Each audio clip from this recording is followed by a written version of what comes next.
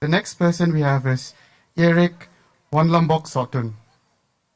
Is Erik here? The next person we have is Tina Deb. Tina Deb is there. Can we give her a big hand?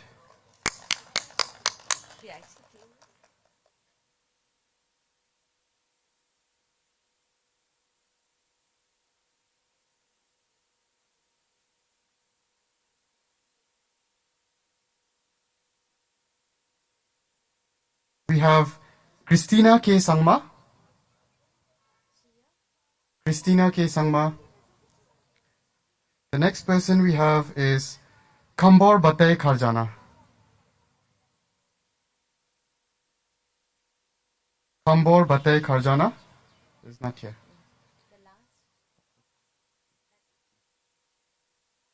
So that is the list for short stories. Thank you.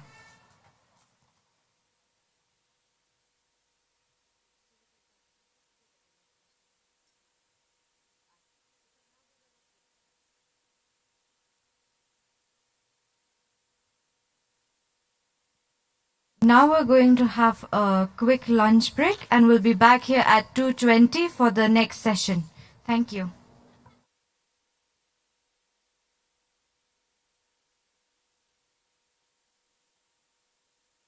We're going to have the next session, visual stories at 2:20 p.m. Thank you.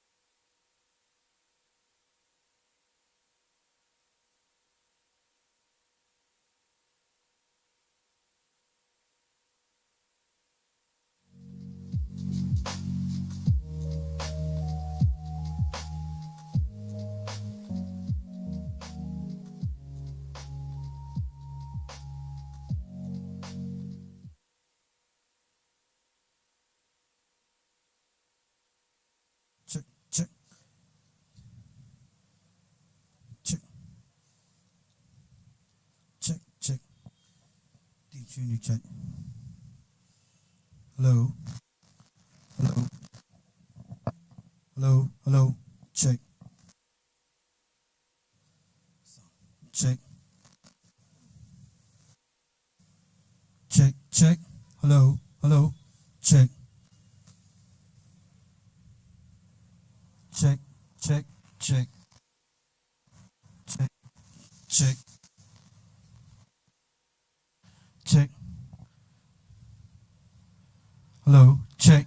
Hello. Hello. Check. Check. Check. Check. Check. Check. Check. Call this check.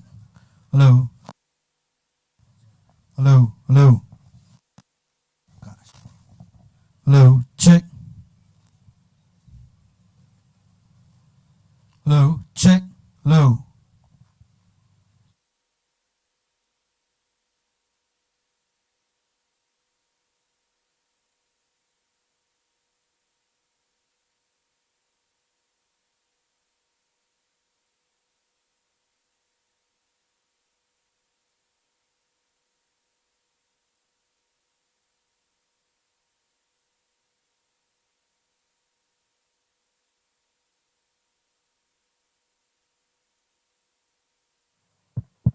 Hello. Check.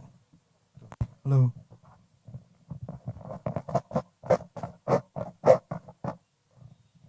Hello. Hello. Hello.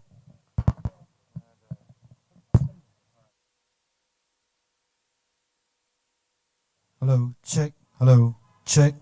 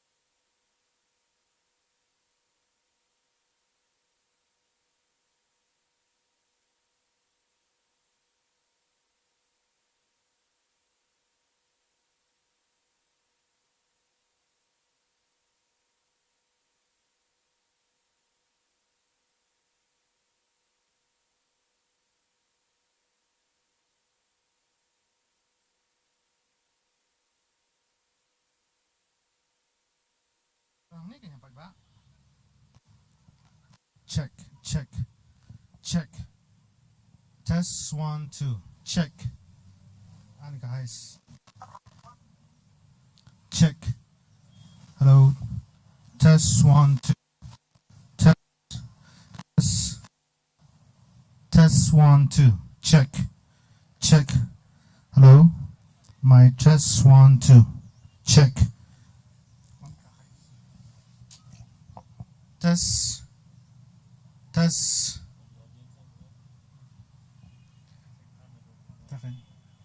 Check. Check. Check. Hello. My test 1 2 3 4. 1 2 6. Test. Test. Check. Apps di Shillong pak? Hi, hap kot show. Kasih mau crack test deh. Check.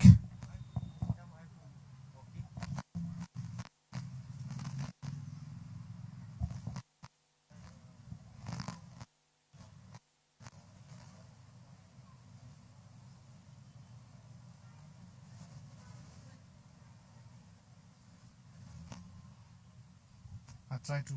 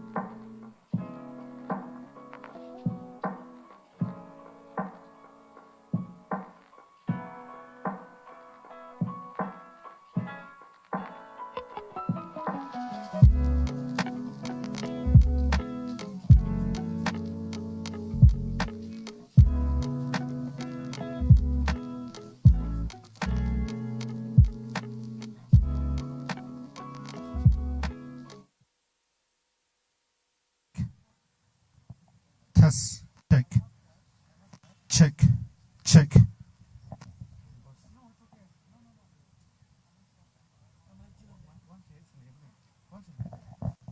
Check, check. Crack brother. Check, check. Come on.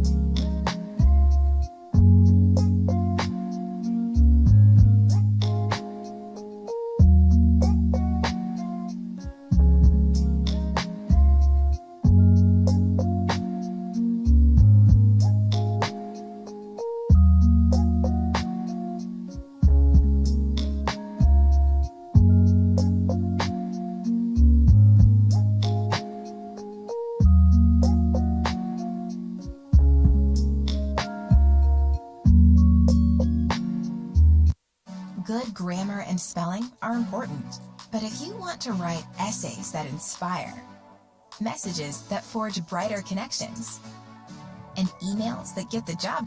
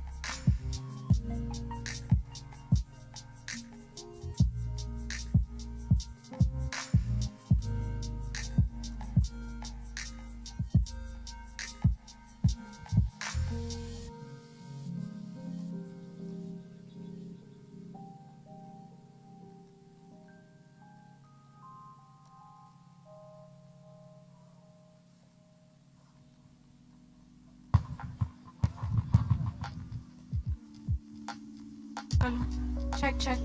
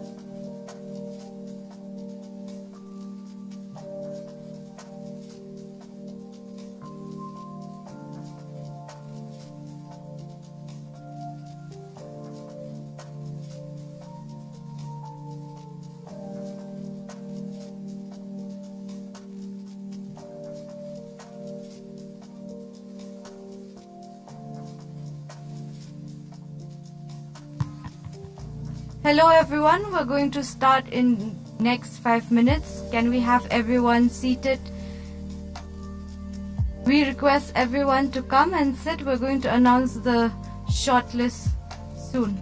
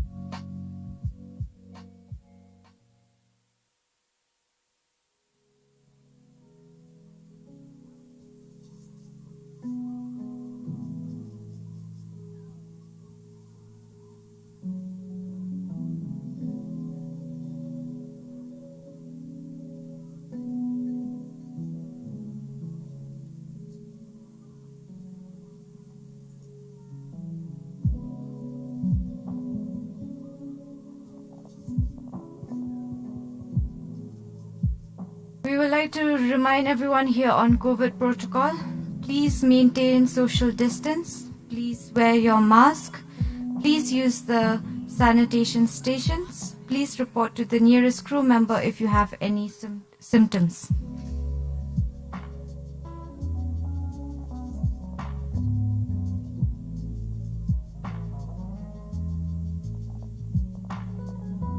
Welcome everyone. Please be seated. We request everyone to come and join us. We're going to announce the shortlist soon.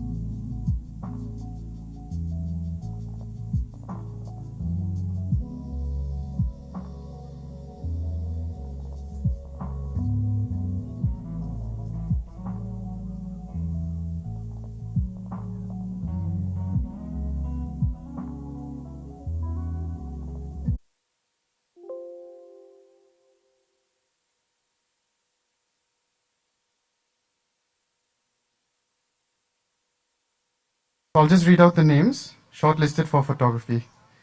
Gideon Chong Watre. Is Gideon Chong Watre here?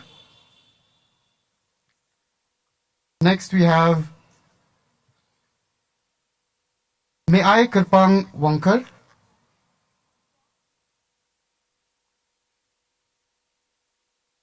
Ritilang Kongrangjem is not here. Can we have Chinamrok W. Moomin? He's here. Can we give him a big hand?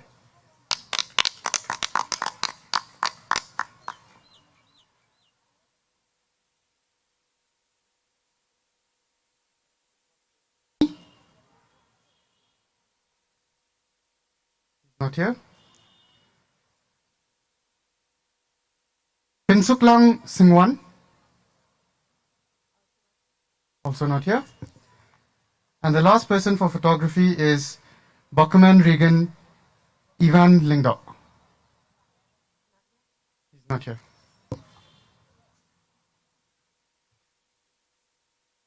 I will now call out the short list for painting. The first person is Sobina Soibam. Is Sobina here? She's there. Can you give her a big hand?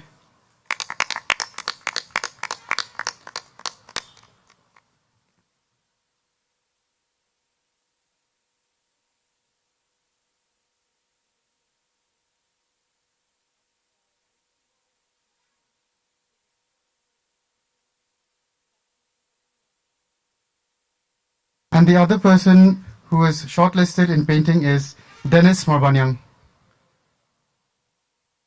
Dennis Marbanyang? Dennis is not here. So that is, oh, Dennis is here. Can we give him a big hand?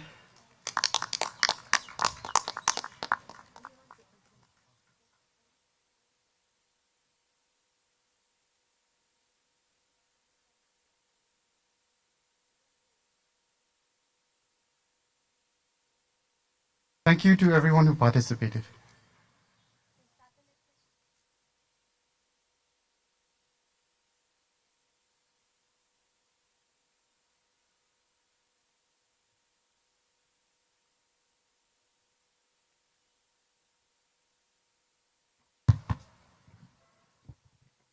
Now we'll start with the next session, Visual Stories. In this session, we will have Karine Joplin Langste, Arak Sangma, Balayamon Karngap Kinta, Rangskembor Moble, Pinkman Langling Do Monai, in conversation with Mary Kurkalang.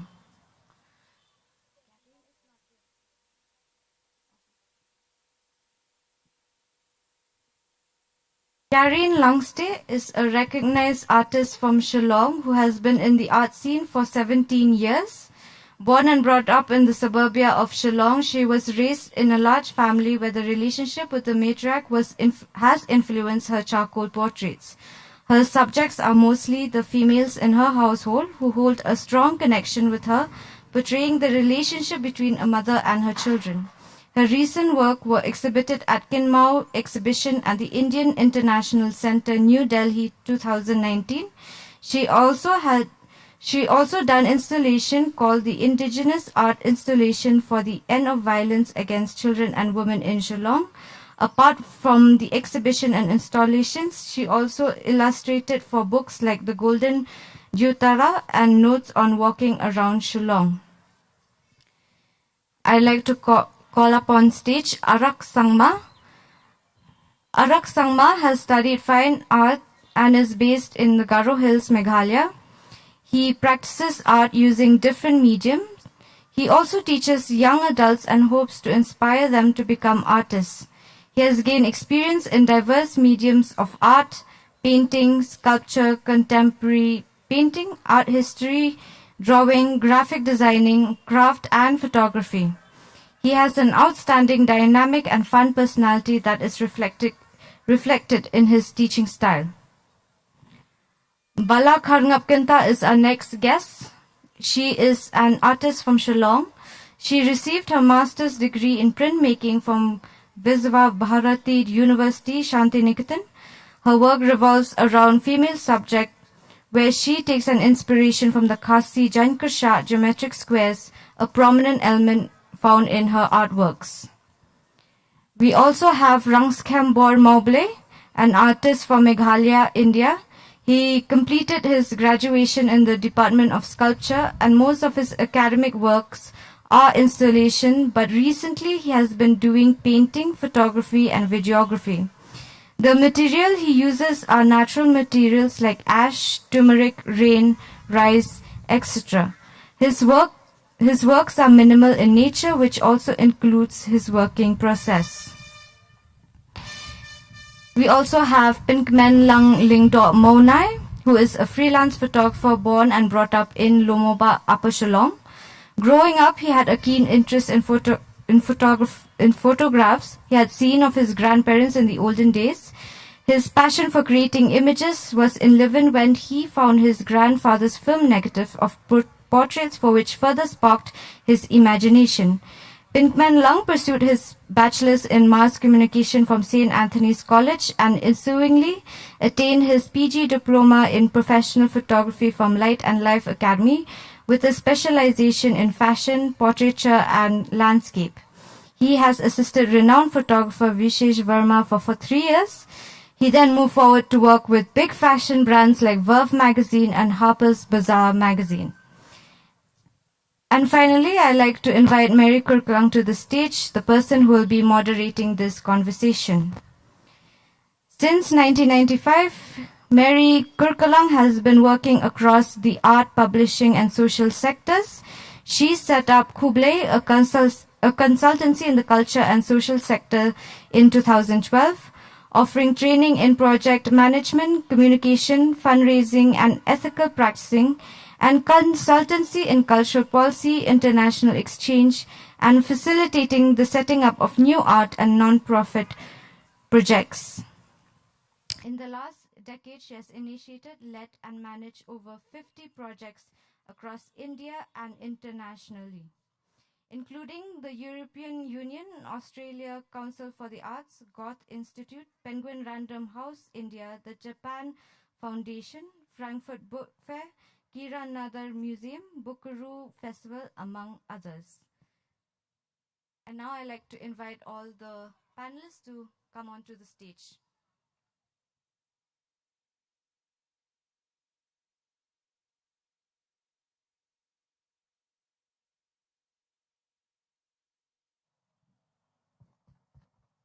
Thank you, Nida. I invite all of you to come and sit with me here. I think, who's missing? Karine is not here yet. And I don't want to make this an all boys and all girls, so please mix. So what we're going to do is, Bala, are you here? Can we call Bala, please? She is here, right?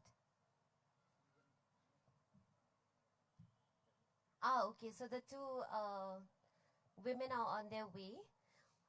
So this panel, because it's, like you'll be probably wondering why we're doing visual art in a literary festival. Earlier this morning and yesterday as well, we've had like many conversations looking at how, a literary festival for me is actually an extension of the word into how we tell stories, how we communicate, and how we communicate can be many things. It can be through music, it can be through visual art, it can be through books and stories, through different languages, and even in our silences. So this one is about how we tell visual stories. So of course, it would be incomplete if we were to have only a conversation without seeing the works of all of these artists here with me. I'm so excited to be sitting with all of you because I love your work, I love your thinking. I love your processes, and we've had many conversations before we are sitting here with each of you. I've also been to some of your spaces where you work. So Arak is joining us here from Tura, Rangskambor is coming from Mairang, Pinkman from all over the place really, but he loves the forest the most. And Karine had come, Karine.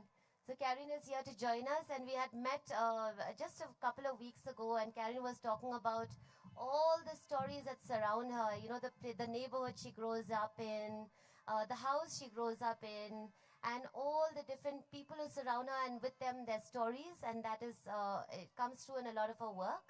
And there's Baya, who told me a bit about, you know, how she came to study art, and how she stayed with it now for many years now, no, Baya? And not only that, but also the fact that, you know, I really love the fact that we're not only working in isolation and by ourselves, but what Bala also does is to advise young people who want to go into art college and mentor them on how to do their admissions. So each one here does a very different, we are all artists, all visual language people, doing very different work actually. So you'll see a really rich mix here. So yes, I think I'll let you catch your breath. Karine, drink some water. Bala too. And so maybe, if I could, may I start with you, Rang? Yeah? So can we have the projection of Rangsambor's images, please, Ashish? Pick up the mic.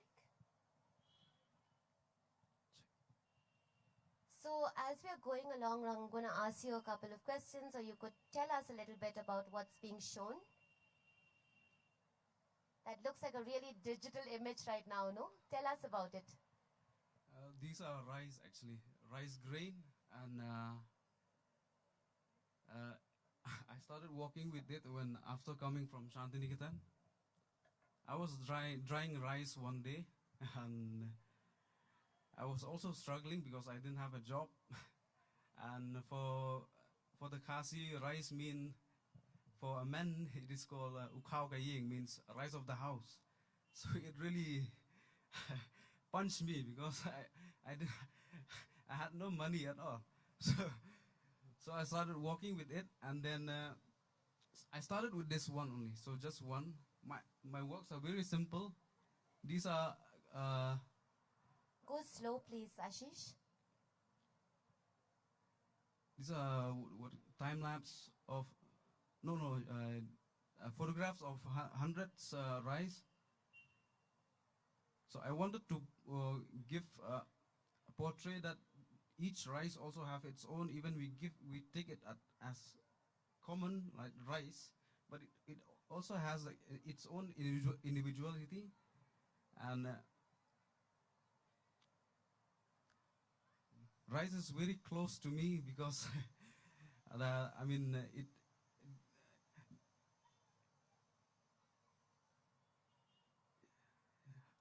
Can we just Can you go back into back the very to the first rice? image, please? Yeah, Yeah, stay with that maybe. yeah, a little bit, yeah. I'm a little bit slow, and my work process is also slow, and my talking is also slow. So just bear with me a little bit. So these are these are actually postcard.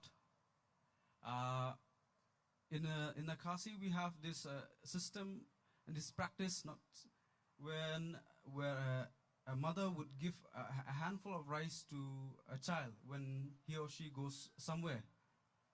So I thought, how could I translate that into what we practice now?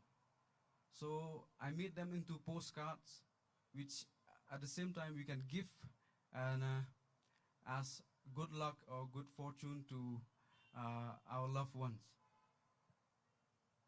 So tell us a little bit about the different shapes maybe, Rang? See, that time I was practicing with rice. So I call these just random drawings, just doodlings with rice. So I didn't think much about whether what is that, but just doodling, and doodling is a process which everyone can do. So I find it because drawing itself is a movement of dots. So I consider rice as a single dot, then it moves like that into these different shapes.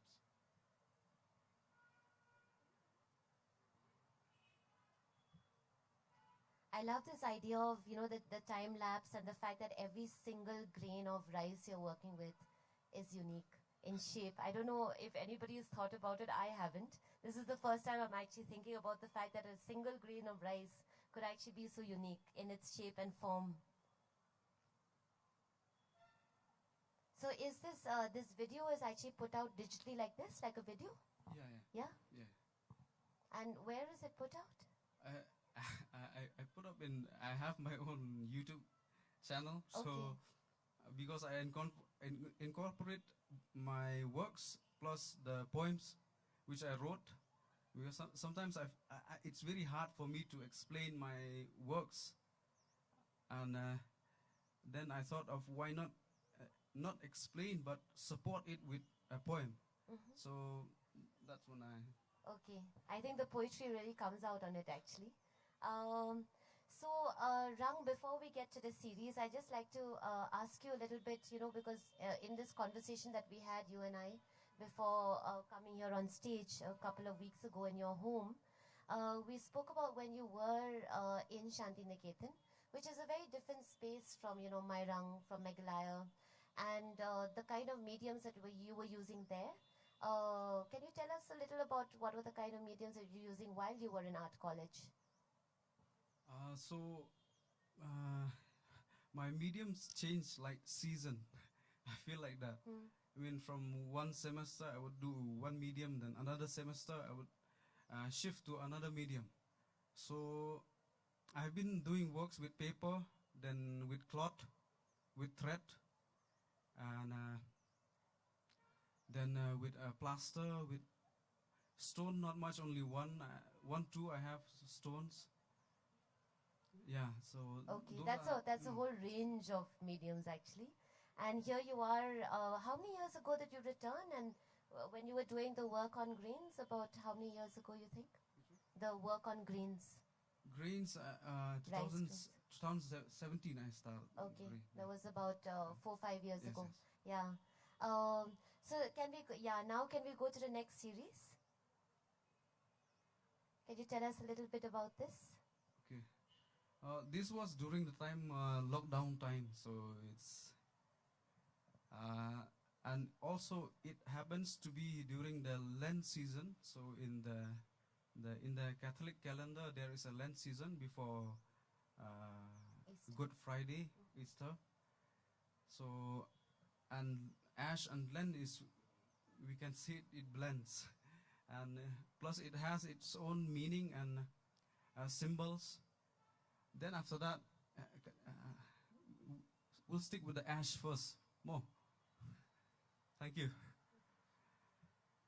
So then I was doing work only with ash.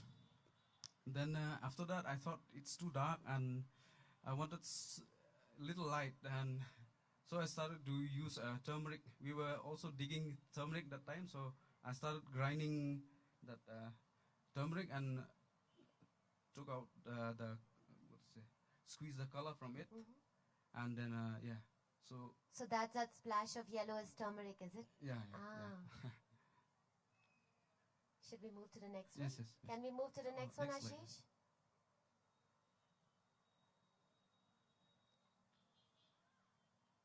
Is this a video? This is a video. Okay. It's a time lapse video. Ah. It's not a normal speed one.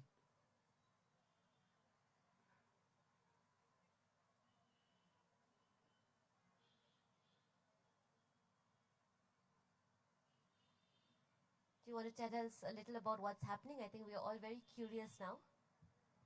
All wanting to go home and try this out ourselves. Yeah. So yeah, as you said, I feel like that only when I work. I mean, I feel like anyone can do my work. It's so You make it sound so simple. It isn't, I'm sure. so this is after coming from Shanti, the one thing that always triggered my mind was what to make and with what to make.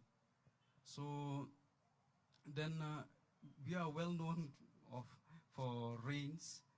So I thought of incorporating rain with my works, and but it's too. I feel that it's too huge for me to. How can I use rain? It's I cannot even catch it. So then we had this residency in Missouri. It was a short-term residency in Woodstock International School. So it was raining that day, and then I thought of, and also we were moving from our hotel to Woodstock through one road, and we used to go through that road only. Then suddenly that day there was a landslide because of the rain. So sometimes, so then it triggers me. Okay, I can do this. I can make a line and place it in the rain, because sometimes I feel that rain. This line can look very stagnant, but it needs rain to Give make it movement. beautiful and create a movement. Yeah. And we were going through the same road, and because of the rain, we started shifting to another road. Changing the way we think, the way we go, the way we. So that was very. This is my friend suggested me to do a thick line. So yeah, so this is a half-inch line with a place in the rain. This is Meghalaya rain. That one is Masuri rain. Meghalaya rain is fat and thick. Yeah. This is such a new way of seeing rain. I've never thought of rain like this visually. Wow. Shall we shift? This is part of the ash and turmeric series. Next, Ashish. It's all part of the ash Yeah, and yeah. turmeric. What is the size of this work? This The ash is and turmeric? 2.5 by 20. I don't know, 30-inch by 22-inch. Have you shown this work anywhere? No, not yet. Physically? No, Not yet. And you have a large series of this? Yes, I have quite a series of this, and I wanted to display them together actually. Okay. So most of them I didn't show yet, and I don't want also because Yeah. I feel looking live is more. Absolutely. Of course, it's a very different reaction if you were to see it in actuality, no? And also just this idea of ash and turmeric in our COVID world at the moment is just, yeah, something which is also so, it evokes so much, no? Yeah. And I really hope we get a turmeric because I feel like we're still in the ash at the moment. So thank you, Rang. Do we have more from you? Just this, and these Yeah. are from rice, with rice only. This is a calendar made from rice grains. Yeah.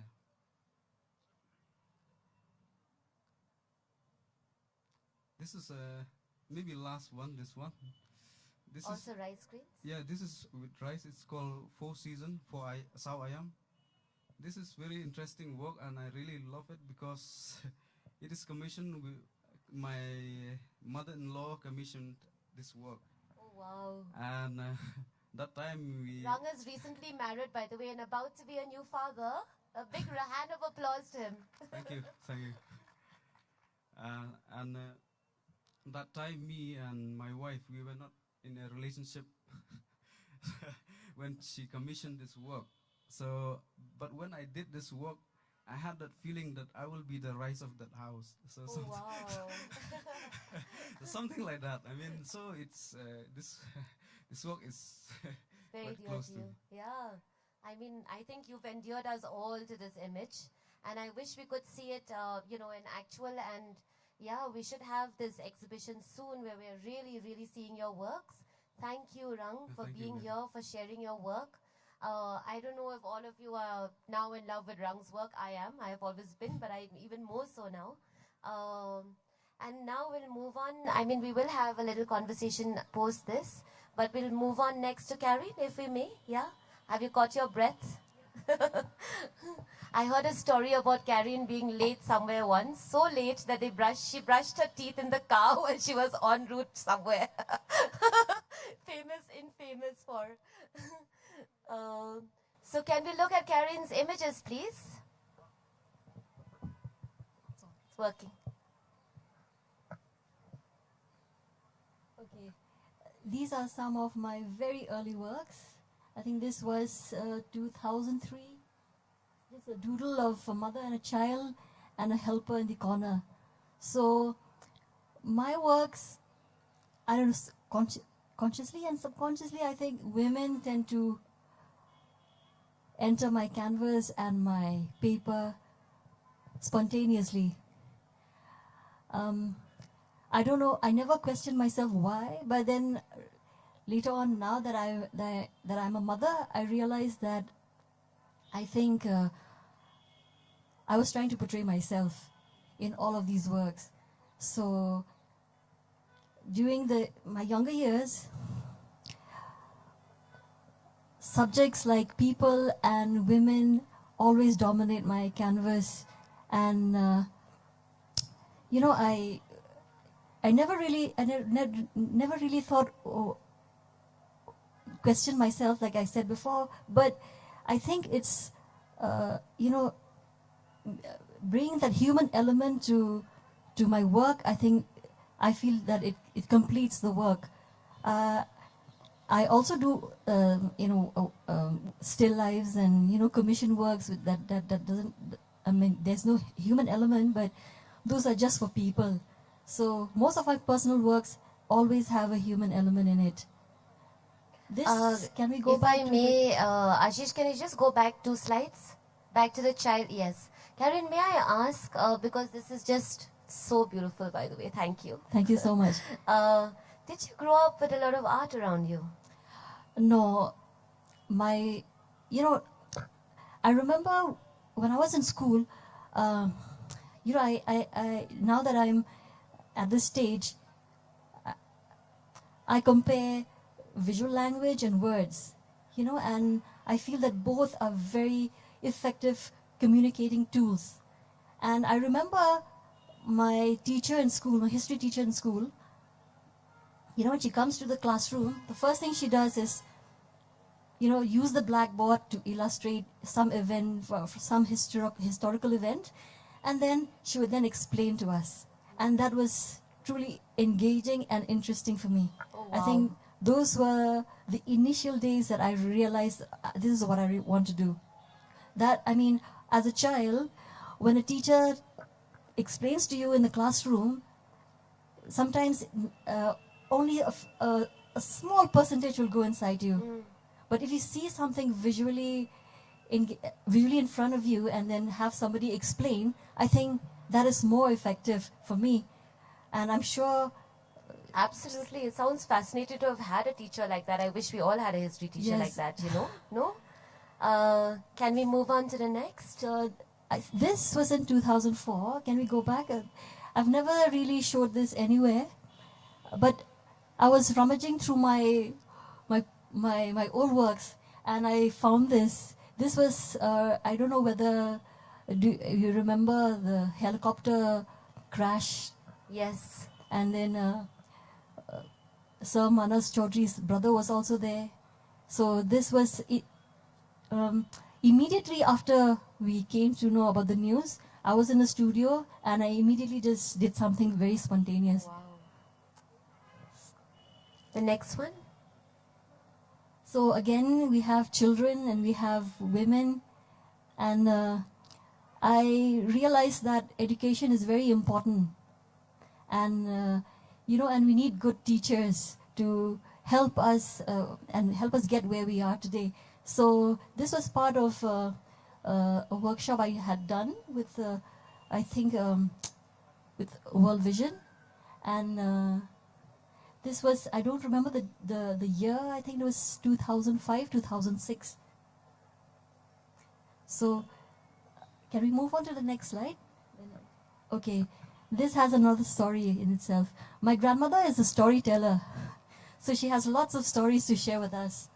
And for this work was selected for the National Exhibition of Art in Goa, and I realized when I go to my relatives' place in the village, what I think most of us will notice these frames with small photographs of members of the family, events, church, church service, and then weddings, all put up in one frame. So this work was called, I think it was called a photo album, a series called Photo Album, and I have my grandmother there telling stories, and then there's me there in the corner trying to draw and trying to paint in the corner. And then here's another one. This was inspired by Van Gogh potato eaters, and but I have my little take on this as well. And again, photo the caricatures on the walls are there. And one thing about my work is I tend to look at women and their struggles, and their struggles, and yeah, the how they make ends how to handle situations, how to take on so much of responsibility, and at the same time trying to make ends meet. We live in a society where women are not really when you go through social media, then you read a lot about how people talk about women, and but I feel that if we have strong female characters at home, I think, and if you compare that to all the comments, I mean, it's so disgraceful and so disrespectful. So this is actually my grandmother and my aunt at home, and I call this kitchen dialogue. So a lot of recipes, a lot of stories happens in the kitchen, and we talk about oral tradition, and we have a very strong oral tradition, and platforms like these allowing us to share the stage and to tell our stories. And I feel that we should have more of these platforms in order to share stories, not just from an artist's point of view, also from lay people, because I think we should continue with the tradition of sharing stories. Absolutely. It is so that earlier image had such a strong element of like, can we go back to the earlier one, Ashish, please? It's just like, that eye contact is so beautiful. It's just like eye to eye, and it's so strong in terms of its communication. This is a diptych. It's a two frame work, so it has to be put together. Yeah. But even if it's alone, it tells you a different story. Yeah, absolutely. The next one, Ashish, please. Yeah. So this is part of a series I did for an exhibition in New York, and I had taken a few of the series, about 6 of them. I was represented by one gallery in New York, and they had taken this work for the exhibit. So I was going through a very okay, we're back to this now. So this is the start of my charcoal series. So in the beginning of my career, I think I experimented with a lot of browns and mediums, and trying to search for a particular medium that feels my own.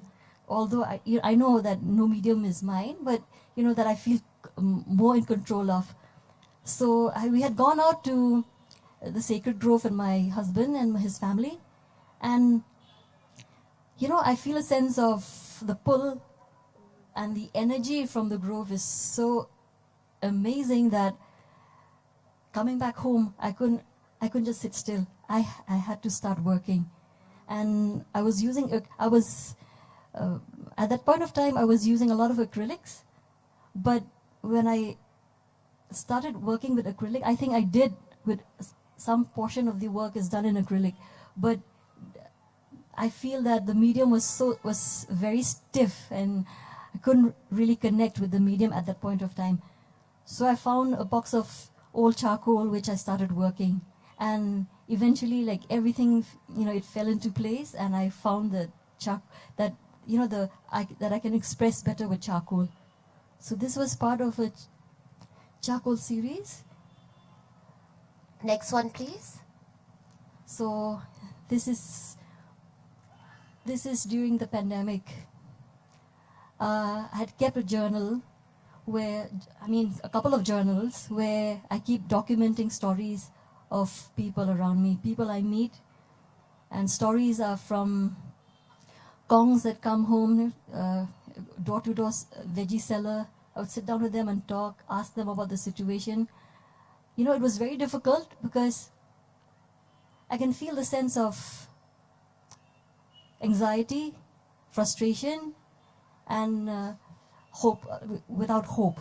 You know, when you're in a situation like that, I keep documenting because I felt that these stories need to be told. I passed through Motpran and Can we go back to the audio on Ashish? Please don't shift it before we tell you. Is that okay? Yeah? Yeah. so when I was passing through Motpran, again you will see a lot of these scenes. That too before the festivities. And we have two Shillong, by the way. And my heart will not be at peace if I don't say something about it. I mean, these are the people that, you know, that I portray every single day. And if I don't say something about it, I will not, you know, I will not have peace with myself. So we have two Shillongs. One Shillong that can come and, you know, enjoy festivities such as these.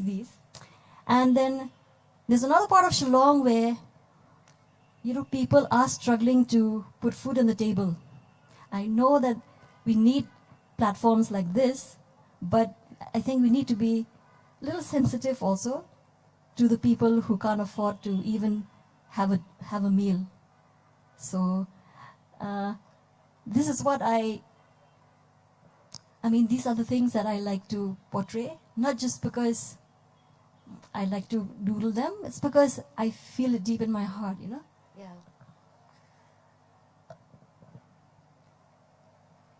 So yes, this is another one. This is the early part of the pandemic.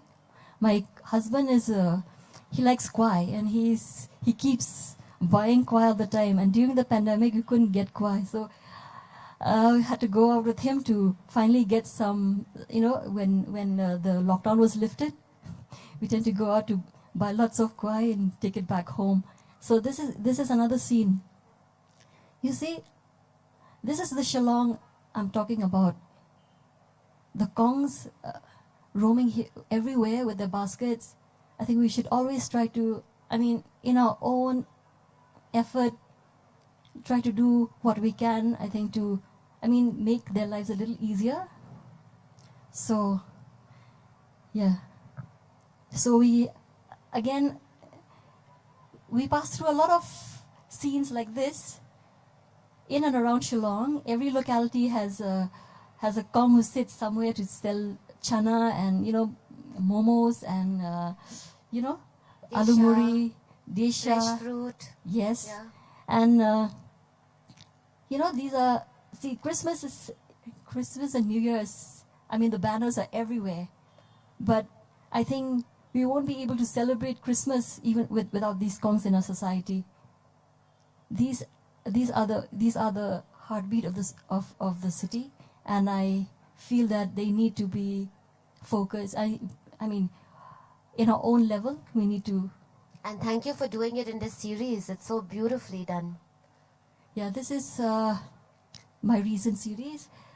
I was experimenting with a tone paper because I've always been worked with white canvas and white paper, and you know, one thing about working on a tonal paper, I feel that it becomes much easier.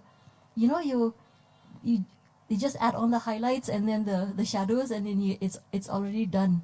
But with I think I've become more comfortable working with a tone paper, because white tends to become too strong for me, and it's a little distracting. So the areas that I leave to do it later, those are the areas that tend to shift me away. You know, like I can't. It tends to just gives me a block. So working with a tone paper, I felt that it makes things much easier for me. So this is another scene again. This is the famous. I think everyone knows this. Fish And loaves. yeah, there's always symbols in my works. If you see, I will leave symbols here and there, and it's for the audience to connect. So this is very obvious because the two fishes and 5 breads. 5, you can say, you can in Indian context you can say roti, or you can say bread, or you can say atta, you can say whatever you want, but these are the things that we need actually. Again, then this went viral, and I was not expecting that. You know, when things happen, for me, I work very fast and very spontaneously. When things happen, I can't just sit still. I have to do something. So it'll take me an hour to finish. This work took me an hour to finish, and I just needed to say something about the situation, and this is how I said it. So I think everybody. Has a context. Do I to need to this. explain? Yeah, I think we all have a context to this very recent image. Next, Ashish. Ashish, is that the end? This is the end. Huh? So we end on this very, very strong image. Karine, thank you so, so much. I mean, I'm so touched by, this entire sharing, because you've started in the early 2000s, you've come up to 21. Yes, You're giving us like this whole range. I feel so honored that you've done this on this stage. Thank you. This is an honor for me to be sitting amongst peers who have a similar sensibilities and similar thoughts. So it's very nice. It's a privilege for me to be here. Thank you. So we'll move on to Bala now. Is that all right? Yeah. I was introduced to you as Bala. I know you have a full name. Is that all right that I'm calling you Bala? Okay. Can we go to Bala's file, please? So, Bala, before we start, I love that story about how you went to art college. It was almost like, I don't know if it was planned by fluke, and then you just stayed there for so long. Tell us a bit about that story. It's on.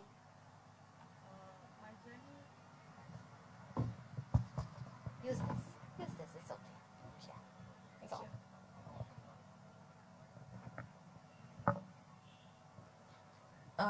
My journey started when I was 16, and I saw an ad in the newspaper about a casual art class in Nehu Bijni complex. Can we increase the sound there a little bit, please? Sorry, Bala.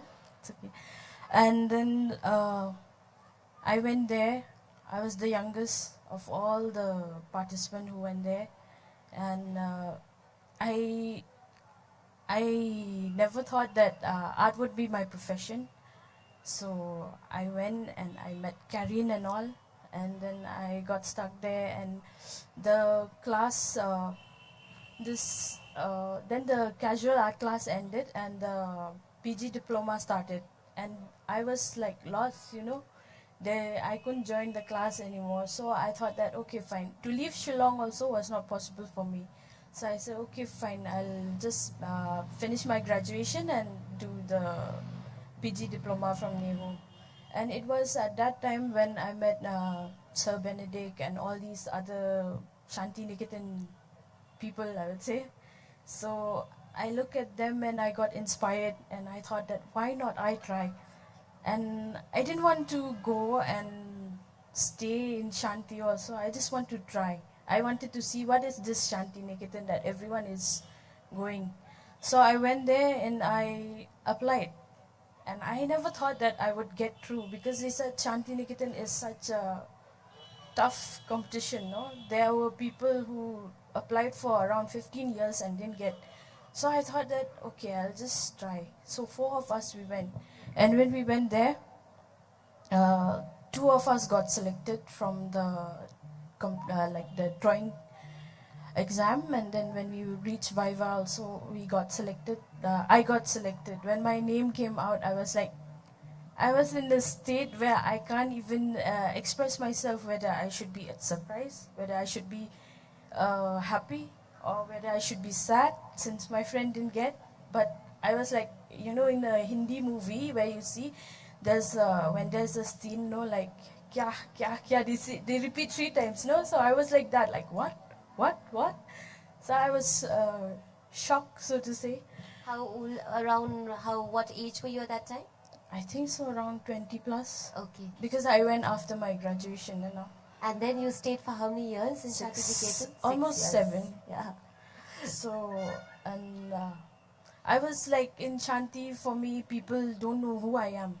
Like, I don't have an identity, so to say, because a Chinese boy, with my classmate, would think that I'm a Korean. A Korean would think that I'm a Japanese. By that you meant that they didn't know where you came from in India? Yeah. Okay, In India, yeah. they don't know, and Yeah. even the foreigners also, like, they look at me and Confused about they your thought that Indianness. Yeah.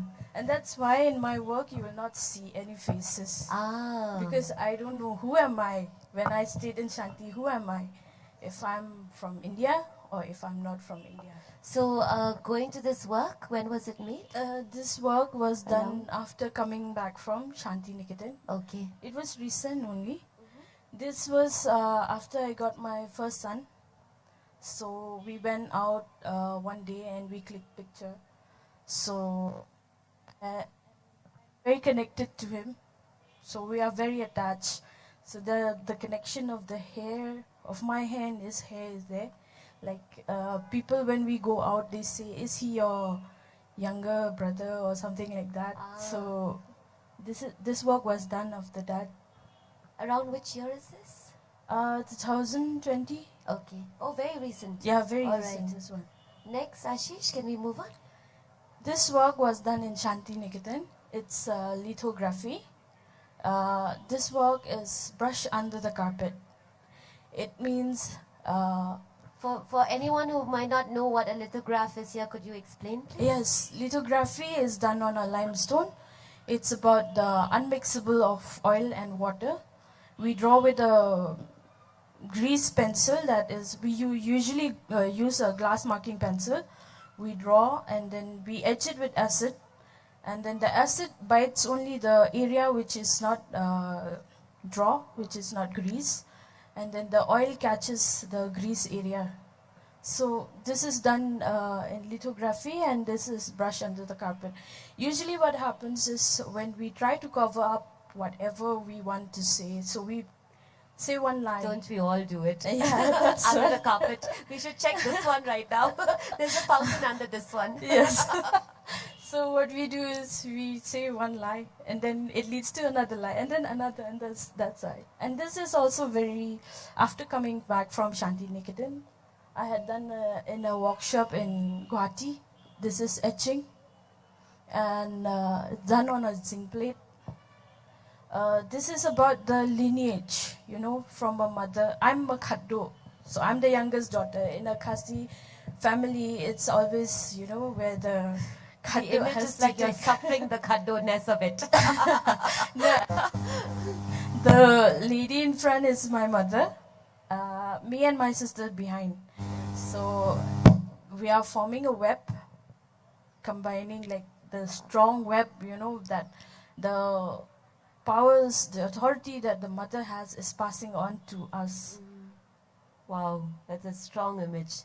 Move And- on to the next, Ashish. This is called borrowed responsibility. This is a hair which is forming a mountain, representing the hills of Meghalaya. And here you can see that the girl is holding a simphia. What do you call that? Those pom-poms, no, while dancing. Yeah. So here, what I want to portray was the responsibility is not just men, you know. In a Khasi society, if you go, it's always the mother who has to take the responsibility and all that. Yeah, the father is there, he's earning and all that, like Rang said, no khao ka ying. But even the mother also here is doing some work or the other to support. So, but when I went to Shanti Niketan, my first time in Shanti, when I went to buy things from the shop, I don't see a lady sitting in the shop. So I was thinking, like, why is it always that the men has to sit in the shop? And sometimes, since it's new for me outside, so it's uncomfortable to buy things and stuff, you know. So I think for those of us growing up in Meghalaya, it's like, you know, we're so used, actually most of Northeast, We're so used to seeing women in the marketplace, no? Yes. And it's so stark for us, that difference when we go out, when we only see men in the marketplace. It's actually quite disturbing, no? Yes. In the first time when I went to Shanti, yeah, and this caught me. Ah. Next one, Ashish, please. This is a series after coming back from Shanti for holidays. You see the doors? I started with doors and trees. The doors here represent a society. There's no house without a door. You cannot enter a house without a door. And if there's no door, how will you stay inside, right? So the doors here represent a society. And this is about when I came back from Shanti Niketan, I saw like an ad in the newspaper. It's about HNLC saying we are back. So during the time when it was very, hot topic at that time. So I used to remember how we used to be so scared staying inside and then just counting days. These are the statistic counting, no, for days and all, like how many days will it last or how. So that was this work. On to the next. This is from Van Gogh. When I look at his work, the cypress tree, I always see that, and I imagine it to be a tree, and I imagine it to be a hair. Sorry, and I imagine it that it's me sitting underneath some window or something with that hair floating, and the society is behind, and it's so peaceful, like nothing is there. It's so dreamy. You can get a sense of that in This that. is the same series about We Are Back. Next. This is about death. Like when we die, we go down to the ground. So, and there's a door, like away, You don't know where you'll go after you'll die. They say you go to heaven or you go to hell, but you don't know where you go. So there's a door which says that she's dying, but she don't know, but she has to take that road to wherever she'll go. Next. This is also a part of that series, We Are Back. Like when they are back, so we are all inside and just waiting for it to end or something. This is, in my work, you'll always see three ladies. This is always me, my mom, and my sister. And this is about, in our lives, even though we may look happy, jolly, or anything, but there's always a scar inside us, which people don't see. It's only us, and we know. And people look at us like, oh, you're too very good, you're like this, but they don't know what exactly is us, no? So there's a scar in all these ladies. This is a society where there's doors. It is done on an old zinc plate. It's etching. This is my son. After coming back As from bright Shanti. as the sun. So lovely. I was into design. I used to do Jansam, so I was into Aztec design. So, and I'm always into line drawing, like the hair. I didn't want to make it plain black and all, so I did, because it's the flowing. It shows the flow of my thoughts. And Next. this is also a part of the series. It's done in woodcut. Okay. How many is there in that series? 4. 4. Okay. This is it's something really fragile, I would say. This is a woman crying. It looks like a scream for sure. Yeah, Yeah. it's You could see it. It's You a- could feel it actually. yeah. It also looks like an egg. Yes, it does. Yeah. And we women are fragile, Yeah. but we are strong. We don't break, but we scream. This is what it means. And if you see in my work, there's these women, the shoulder, they're always. It's because we as women, we have to take a lot of burden, you know, and it's not easy. Looking at that time when I was young, I didn't know. So after now I'm growing up, I understand, like, especially me being a khattu, people say, oh, you get a khattu, you're rich. But they don't know actually the package that comes with that. With I it. mean that one tie of the Jankusha represents so much here and so differently. The tie Yeah. is that, you know, Yeah. when you carry The a bondage. luggage or something like that, it's heavy and it's in here. Next. This is, so we end on this rather strong image. Gosh, Pala. Such a range. I love that, you know, when you started off on that facelessness, you know, not for people not knowing where you came from. And I think it's a conversation which needs to be had in as well as out of our region. Why is it? You know, we're an entire region, we're 8 states of the country and we're still not recognized. Just as, like, you know, people from a specific region as Indians. So thank you for bringing that up. Thank you for sharing your journey. You know, right now I'm just like dying to see, like, where is this, you know, a space where we can see the actual works. And, you know, aren't you feeling like that, all of you as well? Like, it's so beautiful to have, like, to really have a space where we can celebrate, see, have dialogue on the space every day. And also I loved what you brought up about the generation, like you spoke about how you were inspired by Bob Benedict, no?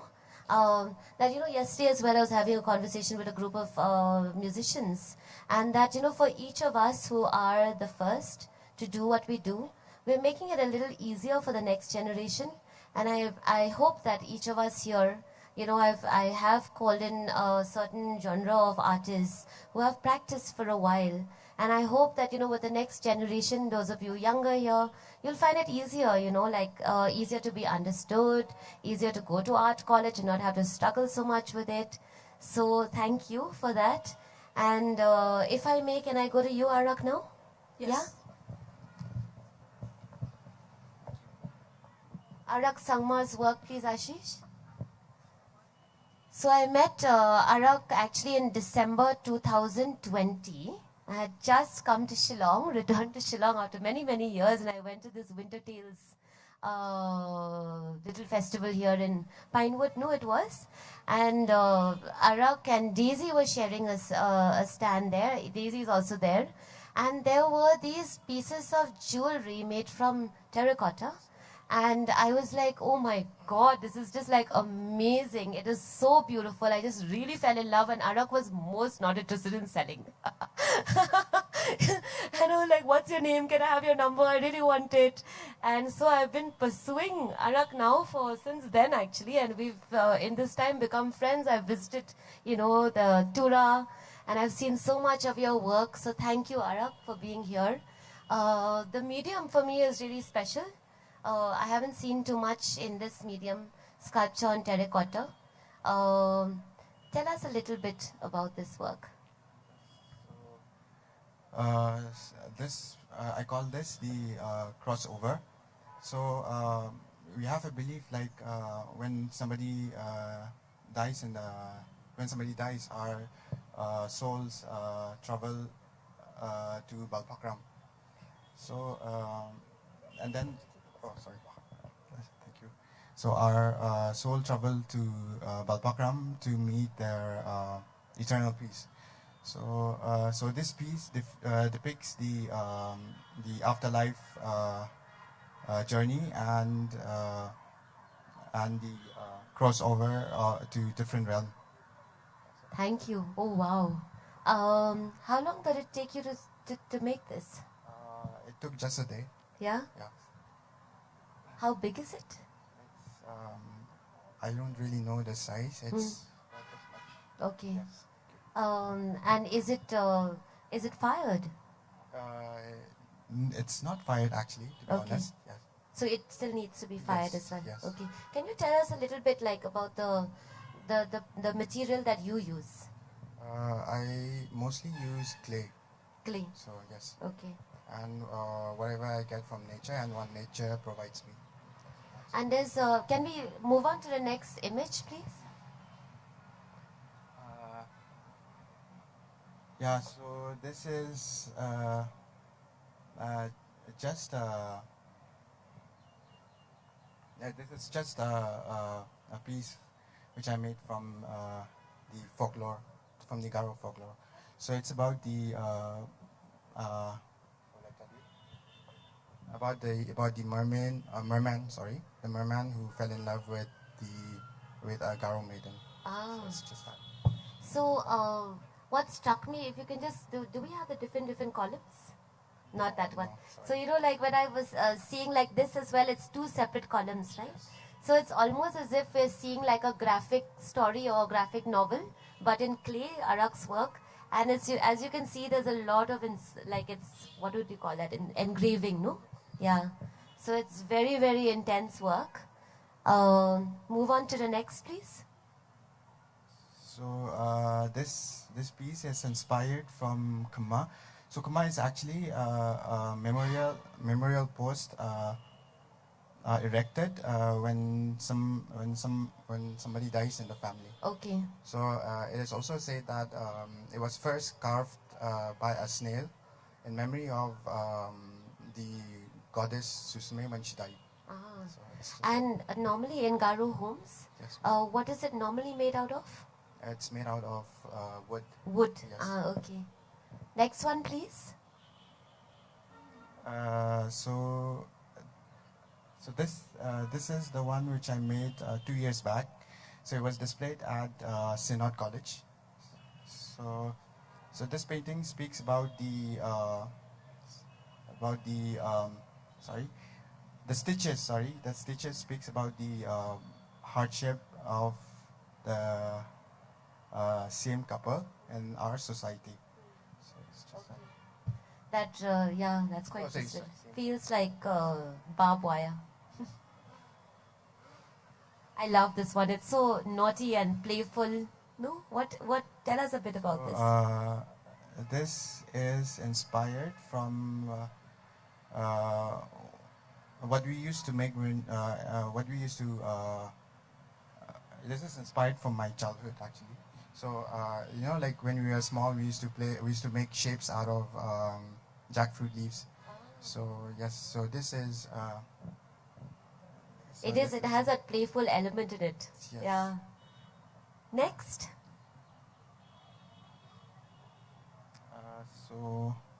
So this one speaks about the.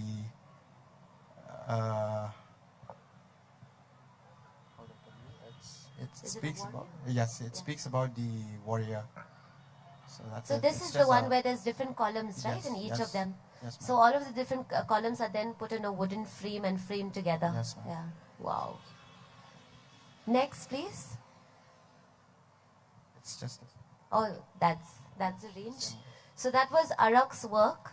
Arak was extremely nervous about being on stage. So thank you so much. I know it's not easy because I also acknowledge that for those of us who are not, who are not used to coming to talk on stage, or also to actually talk about our work, because for artists, it's very quiet work. You have to sit on your own and you work, and you don't necessarily want to talk about it. So for you to do this and to have the courage to do this, I really respect and thank you for doing this. It's so lovely to see this whole range of work. So thank you very, very much, Arak. And now I move to Pinkman, who has become a friend for quite a while. I saw his work online quite a few years ago, and I was so struck by the quietness of your work, the gentleness with which you treat your subject. And as I was telling Karen the other day, you were one artist. I didn't even know who you were, but I was like, this is one person I would so love, to be vulnerable with, because I knew you would respect it. So Pinkman, I'm so happy to have you here. So happy Thank you to so have your much. photos being shown here, and so happy to have a conversation with you on your process, your work, and all of your really beautiful, gentle ways. So this is Pinkerman's work, and Pinkerman, I will allow you to tell us a little about your work. Um, well, for me, I've always been interested in faces and people, and, their shapes and forms and textures and scars, or and but if I have to talk about my work, I don't really have to say anything much about, like, I don't want to direct people about how to look at my work. Absolutely, yeah. And So we most can of, quietly look at it if you like. I think it'll be nice Yeah? to just quietly. So can yeah, we and quietly then look have at a it? I'll chat. just tell you when to shift next, Ashish, please.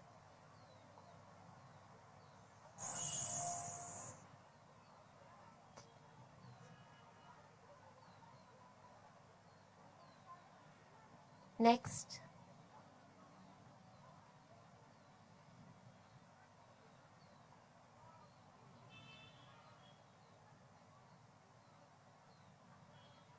Next.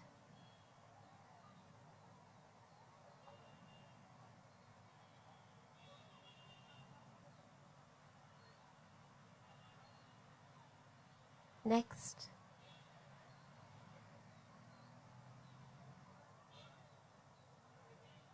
Next.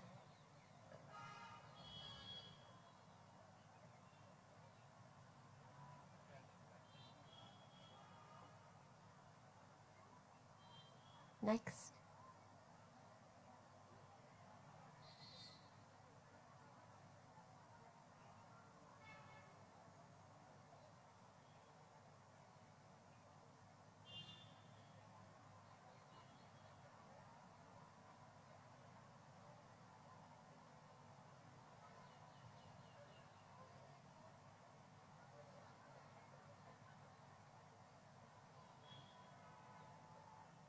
Next.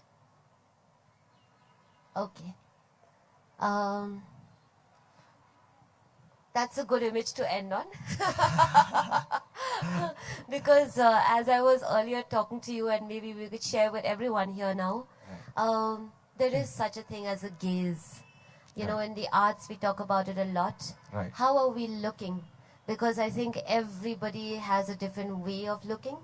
And we come from, sometimes the world, the windows, the doors you were talking about. Like, for our view from that door is different for everyone. And also how much we've expanded our minds or how much we haven't influences how we look at the world. So your gaze, for me, comes across as something which is just, like there are all kinds of, it's not as, like, there was that quote we were talking about the other day about, this, about how photographers, it's become very easy to become a photographer, I think, with our mobile phones, doubling up more like cameras now. But it's also about, like with anything, like the tools that you're working with, if you stay with it, it becomes you. It becomes part of you, you become part of it, and then you're able together to, with the tools that you use to see. Tell us a little bit about, how you're seeing, because it really, really fascinates me. It feels very slow. It feels like you take yourself out of the picture. Your images really feel like you take yourself out, and it's just there and you're letting it be. Like, in fact, just the fact that you said that, let's just look at the images. I don't really want to talk about them or explain them, because each of us will see it from where we come from, our viewpoints. But tell us a little about, what are you thinking? What would you like to share about this gaze that you have? Well, I remember when I was in college, I had a senior of mine, and he was a great mentor as well.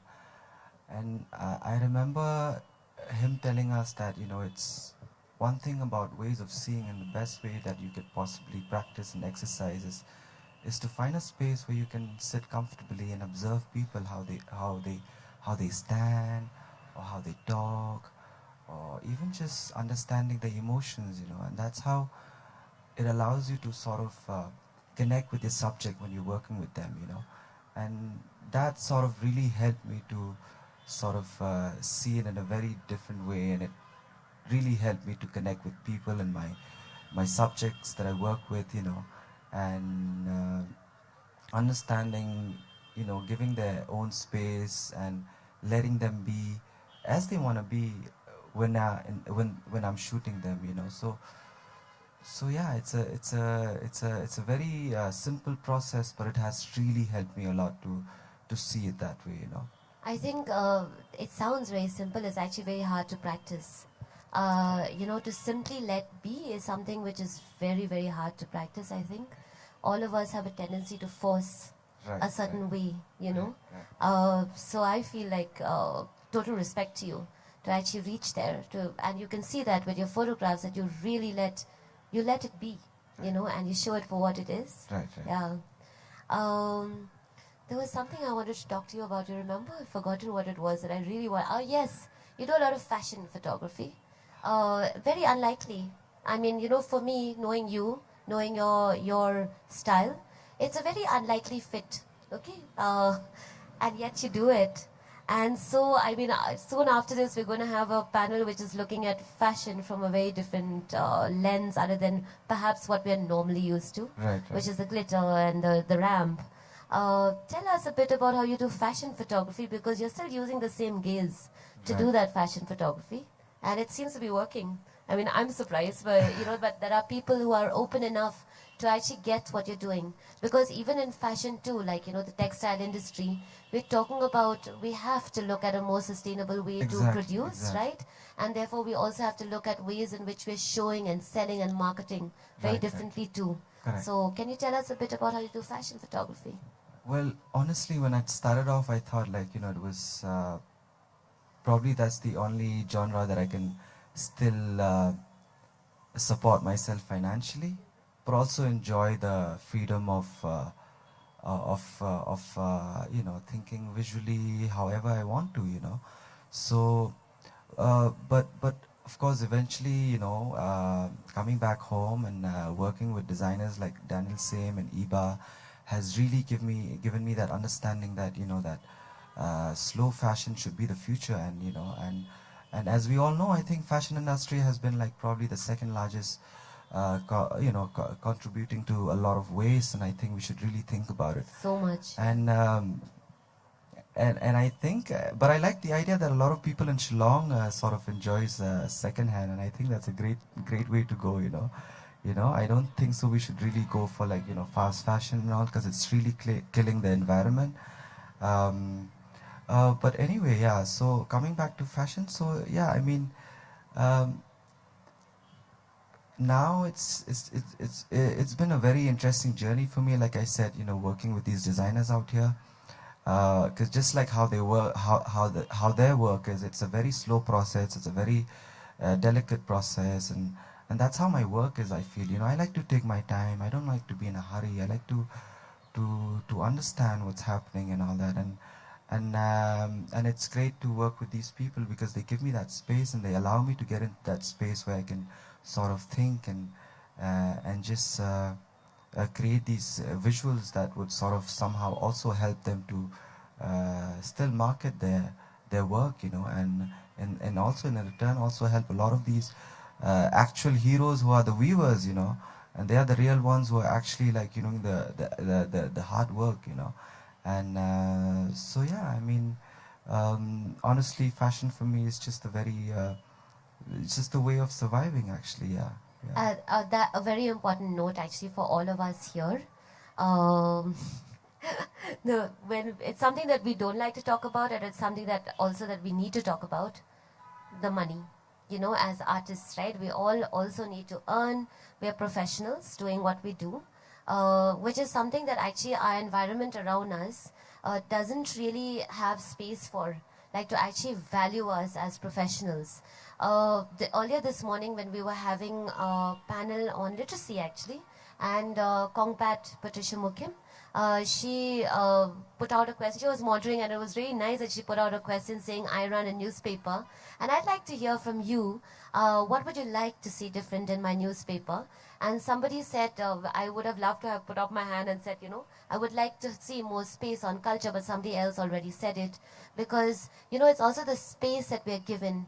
Like, what is the space that artists are given? Because actually, when you look at all of the different subjects that we're dealing with here, they are to do with agriculture, they are to do with environment, they are to do with, gender issues, they are to do with politics, they are to do with, our folk tales.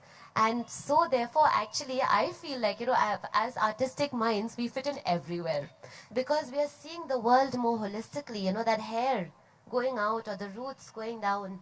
We're actually all interconnected. It's not different, right? Because for each of us who are doing our practice, and therefore, we need to also find an environment that pays us. Do you not agree? Like for you to say that actually, like you've come, you've actually you've studied so hard, and you're saying I had no money. So yeah, please throw out your angst. Tell us about your money struggles. Let's talk about our money struggles. Rang, what do you do for? Do you earn from your art, or how do you earn your living? I work as a school teacher in one school in Mairang, so I'm the only art teacher in Mairang, and I do my works in my studio. So how much like you teach every day? Yeah. Yeah. Every day. From like the whole, it's a full day school. It's a okay. It's like a regular So school. you see, I mean, if you had the choice, would you teach a little less and do more art? Uh, the present scenario is I I am appointed as an art teacher, but at the same time I'm teaching environment science, so like that. So it Yeah. becomes it goes back to where I was raised. I Yeah. mean, the one who teach me drawing was a geography teacher or a science teacher. So I feel like I'm becoming again becoming this. So which I feel bad and Of but course. I mean, you should just be an art teacher and Yeah. also have the capacity to create your own art. But, our environment does not allow for that. And it's something that we need to talk about. We need to also see, like, how do we change this? We have to be able to earn our livelihoods as every other professional through our art, shouldn't we? Yeah, we're entitled to that. So, Arak, if I may, how do you earn a living? Yes. So it's just from hand to mouth. So So what do you do to earn? I am an art teacher as well. Okay. So In a school? yes. Okay. And that's a full-time job for you too? Yes. Okay. That's just how it is. I mean, it also, it should break your heart. It's breaking my heart. Could you tell us how you earn a living?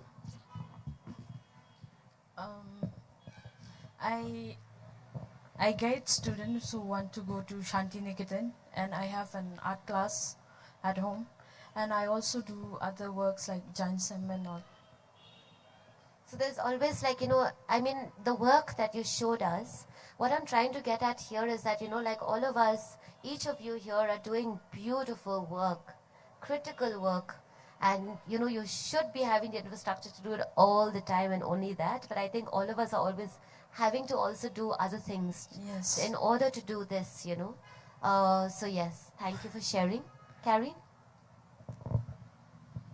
When I started back in 2004, I started painting. I started doing calligraphy work on banners.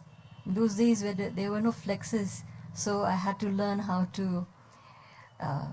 Christmas season is a time where you have to, you get your, you get a good money because you would prepare all those banners for different localities. Merry Christmas and Happy New Year, but then blah blah blah, particular locality, and then eventually then I started painting on giant stems. But it was, even to this day, I'm struggling. Like, although I have a family, we are trying to make ends meet all the time, but I'm not complaining because I've chosen this path, and I can see all of them are mostly teachers, but I can't teach. One thing about me is that I can't really stand in a classroom and teach or be with students, and I can mentor young people who are into this, but I can't really teach them. So after having heard Rang having to teach, and even Arak and even Bala at some in her own capacity, I feel that not due respect is given to teachers. and we are having this literary festival, but at the same time, the people who inculcate, the art of learning are being made to hold an empty platter right now as we speak. So this speaks volumes about the governance that we have, and they should make, I feel that, each one of us, I think every one of us here, we learn how to write and how to read because of teachers. And if you fail to recognize that, and if we feel that we're all here because of our own doing, I think there's something wrong with our society. Absolutely, yeah. So, Pinkman, if I may, you're the only, I think, photographer here in this panel, at least. Right. Do you think it's easier maybe for a photographer to actually like take on commercial gigs? Yeah, I mean, yeah, a lot easier to be. It's harder very to honest. translate other mediums A lot into like easier, yeah. commercial gigs, no? Yeah. Yeah. I mean, So, yeah. Nida, are you keeping time for us? I think we are, yeah, you haven't given us a reminder. I think you like us all too much. Oh, sorry, I didn't see that at all. I was so engrossed in it, sorry. So I think we are actually way over our time. It's been so, so wonderful. I'm so honored that you've each come here and you've had the courage to actually put into words, share your journeys with us, with all acknowledgements to all of the problems, Karen, that you brought out, and that we each acknowledge. I think each of us here are also, like I said, as creative practitioners, we're not disconnected from our worlds. If we don't feel for the environment around us, we wouldn't be doing what we do. And therefore we have to, together create meaning and also create spaces for dialogue where we can talk to each other. That eye to eye that you did is just, it's going to stay with me for a long time. The rain, I'm never going to see the rain again differently. I love that, that journey to the afterlife. It was so beautiful. The first portrait. So thank you, each of you. And I'm just going to throw it out very quickly. I don't know if you'll have questions, any of you, very quickly. Can we take 1 or 2 questions? Anyone? Yeah? Can we have the mic there, please? Hello, my name is Nikunj and I'm from Mumbai. My question is to Pinkman. In most of your images, most of your pictures, I understand that you are fascinated with the shapes and faces and the scars. But most of your images were blur. Is there a particular reason behind it? And I have one more question if I'm allowed to ask. Yeah, tell me. You spoke about the commercial aspect of the photography. I wanted to know how different is it from the industry that is in Mumbai to the one which is in Meghalaya or in Shillong. You're from Mumbai, is it? Yes, I recently shifted to Shillong. Okay. Yeah. I thought if you're from Mumbai, you're wanting to like scout up Pinkman away from us, we're not going to allow you. I was thinking of working with him. But all right. If it's going to be worth it or not. So Pinkman, would you like to respond to that? Sorry, sorry. Can I have that question again, please? He's, if I got it correctly, Yeah. he was asking about how all of your images, the different images are slightly blurry. And that's what you wanted to know about, right? The blur. Why the blur? Right? Yeah. Well, see, when I'm photographing, actually, I'm not really thinking or depending so much on the technical aspect, and I don't really care that moment actually, because it's more of an experience with my subject, and the camera is a beautiful instrument, and we don't have to always be technically right, or the image doesn't have to be always sharp or focused, or and with me it's almost during that process, whatever happens is I mean, it is what it is at the end of the day, so for me it's like that, when I'm photographing. Yeah, I actually love the blur because it's like it throws up possibilities, and Yeah. it's not like forcing you to see a particular thing. yes, Yeah. yes. The other question you asked was if commercially, being a photographer in Bombay and being a photographer in Meghalaya is as rewarding. Is that what you wanted to know? Sorry? Yeah. How How different is a How commercial different? market in Bombay as opposed to Meghalaya?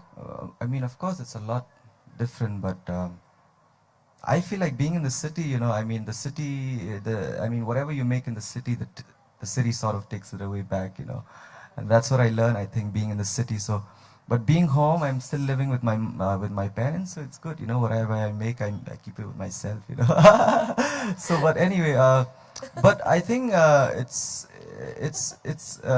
a lot more. I mean, there's a lot more exposure, of course, in Bombay, compared to being in Shillong. I mean, in Shillong, you have to do whatever comes by, even birthdays, birthday shoots or, because you have to get by. But honestly, I mean, yeah, in Bombay, for me, it was like I made it and I gave it back to the city. That's all, Yeah. Thanks, Pinkaman. Any other question? One more? No one's curious?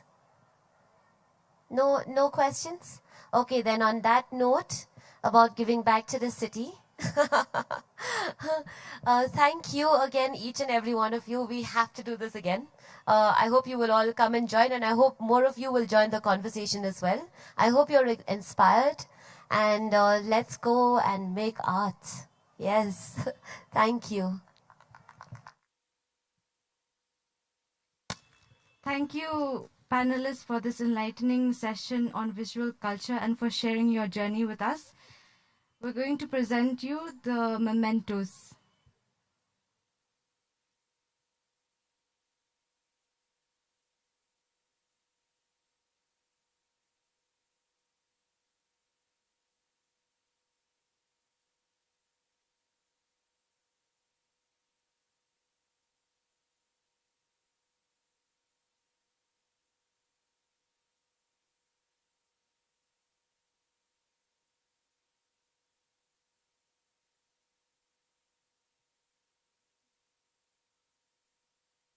We would like to move on to the next session.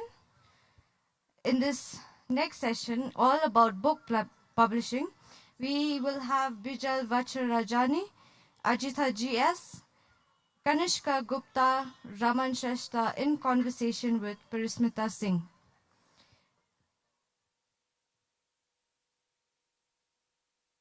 Please let's welcome again Bijal Vacharajani. When Bijal Vacharajani is not reading a children's book, she is editing or writing one. A commissioning editor at Pratham Books, she leads a team that dreams up picture books that are inclusive, diverse, and challenge stereotypes. She has a master's in environment security and peace and is a climate warrior. Next, we have Ajitha GS. Ajitha GS has been an editor for over 2 decades across various platforms, from academic publishing to journalism and trade publishing. She is currently the managing editor of Context, the politically charged literary imprint of Westland Publications. Kanishka Gupta is our next guest. He is a literary agent, writer, and publishing commentator, best known for his globally acclaimed series for Scroll.in called Publishing and the Pandemic. He is the founder of Writer's Side, the largest literary agency and consultancy in South Asia. He has been credited for single-handedly popularizing literary representation in the subcontinent. His first novel was longlisted for the Asian Booker Prize in 2009 and was published in 2010. We also have Raman Shrestha. Raman Shrestha is the bookseller and publisher at Rachna Books Gangtok. Founded in 1979 and being run by Raman since 2001, Rachna Books has grown to be a vibrant cultural landmark in the Himalaya. Fiercely independent, Rachna Books is known for its curation and distinctive collection. Raman has organized a wide range of events at the bookshop for arts, literature, screenings, performances, lectures, and workshops. He is also the founding member of independent bookshop Association of India. And the person who will be moderating this conversation is Parismita Singh. She is a writer and artist. She has written and illustrated the graphic novels The Hotel at the End of the World and Mara and the Clay Cows. Her other publication includes Centerpiece, New Writing and Art from Northeast, and a collection of stories, Peace Has Come. She writes an illustrated column on the confluence of art, culture, folklore, and fashion for the Voice of Fashion. She also works in a community education project with the NGO Pratham in Assam. I hand over the mic to Ms. Parismita Singh.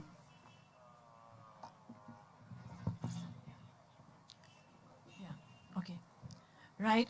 Thank you, everyone, for being here. And I must say it is such an absolute pleasure to be here, and especially with this panel, because you know what we have here today, and I must congratulate Mary for really having curated this to great effect, because what we have here is almost a slice of the book business as we know it, right? So we have an independent book a seller person, we have an agent, a literary agent representative, we have an editor, and we have a children's book editor and the editor of Context, a mainstream publisher, right? So I'm really hoping that all of you will have questions and that we'll be able to have a fruitful conversation here. So, so I'll start with Ajita, if that's okay. Yeah. So, so Ajita has been an editor for a really long time, and she's with Context now. That she's been, and she's been there for a few years now. And so, you know, so my first question is going to be, as an editor, Ajita, we all, the editor does this really mysterious job because an editor's all over a book, right? Every page, every sentence, every word has the editor's imprint. But at the same time, your presence is completely concealed. You are only noticed if there's a if there's a glitch. You should not be noticed. So can you tell us a little bit about the business of editing? What goes into it, right? Right. So actually, you know, it's like you said, the role is meant to be invisible, and at the best of all times, it is very much so. There are two sides to editing. One part of it is commissioning, you know, which is, so for our house, Context is part of Westland. We have these commissioning meetings where we discuss the book with like the whole editorial team, with sales and marketing. And we talk about proposals that we get, that say Kanishka sends us a proposal, and you know, I will look at it and I say, yeah, I really like this and I really want to do it, and then I make a pitch for it in-house. So at that level, I'm kind of representing the writer for my house. I'm telling them why we should try to acquire that particular writer. So that is one part of publishing.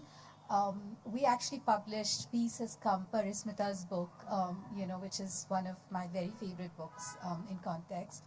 And the other part of it, of course, is the copy editing,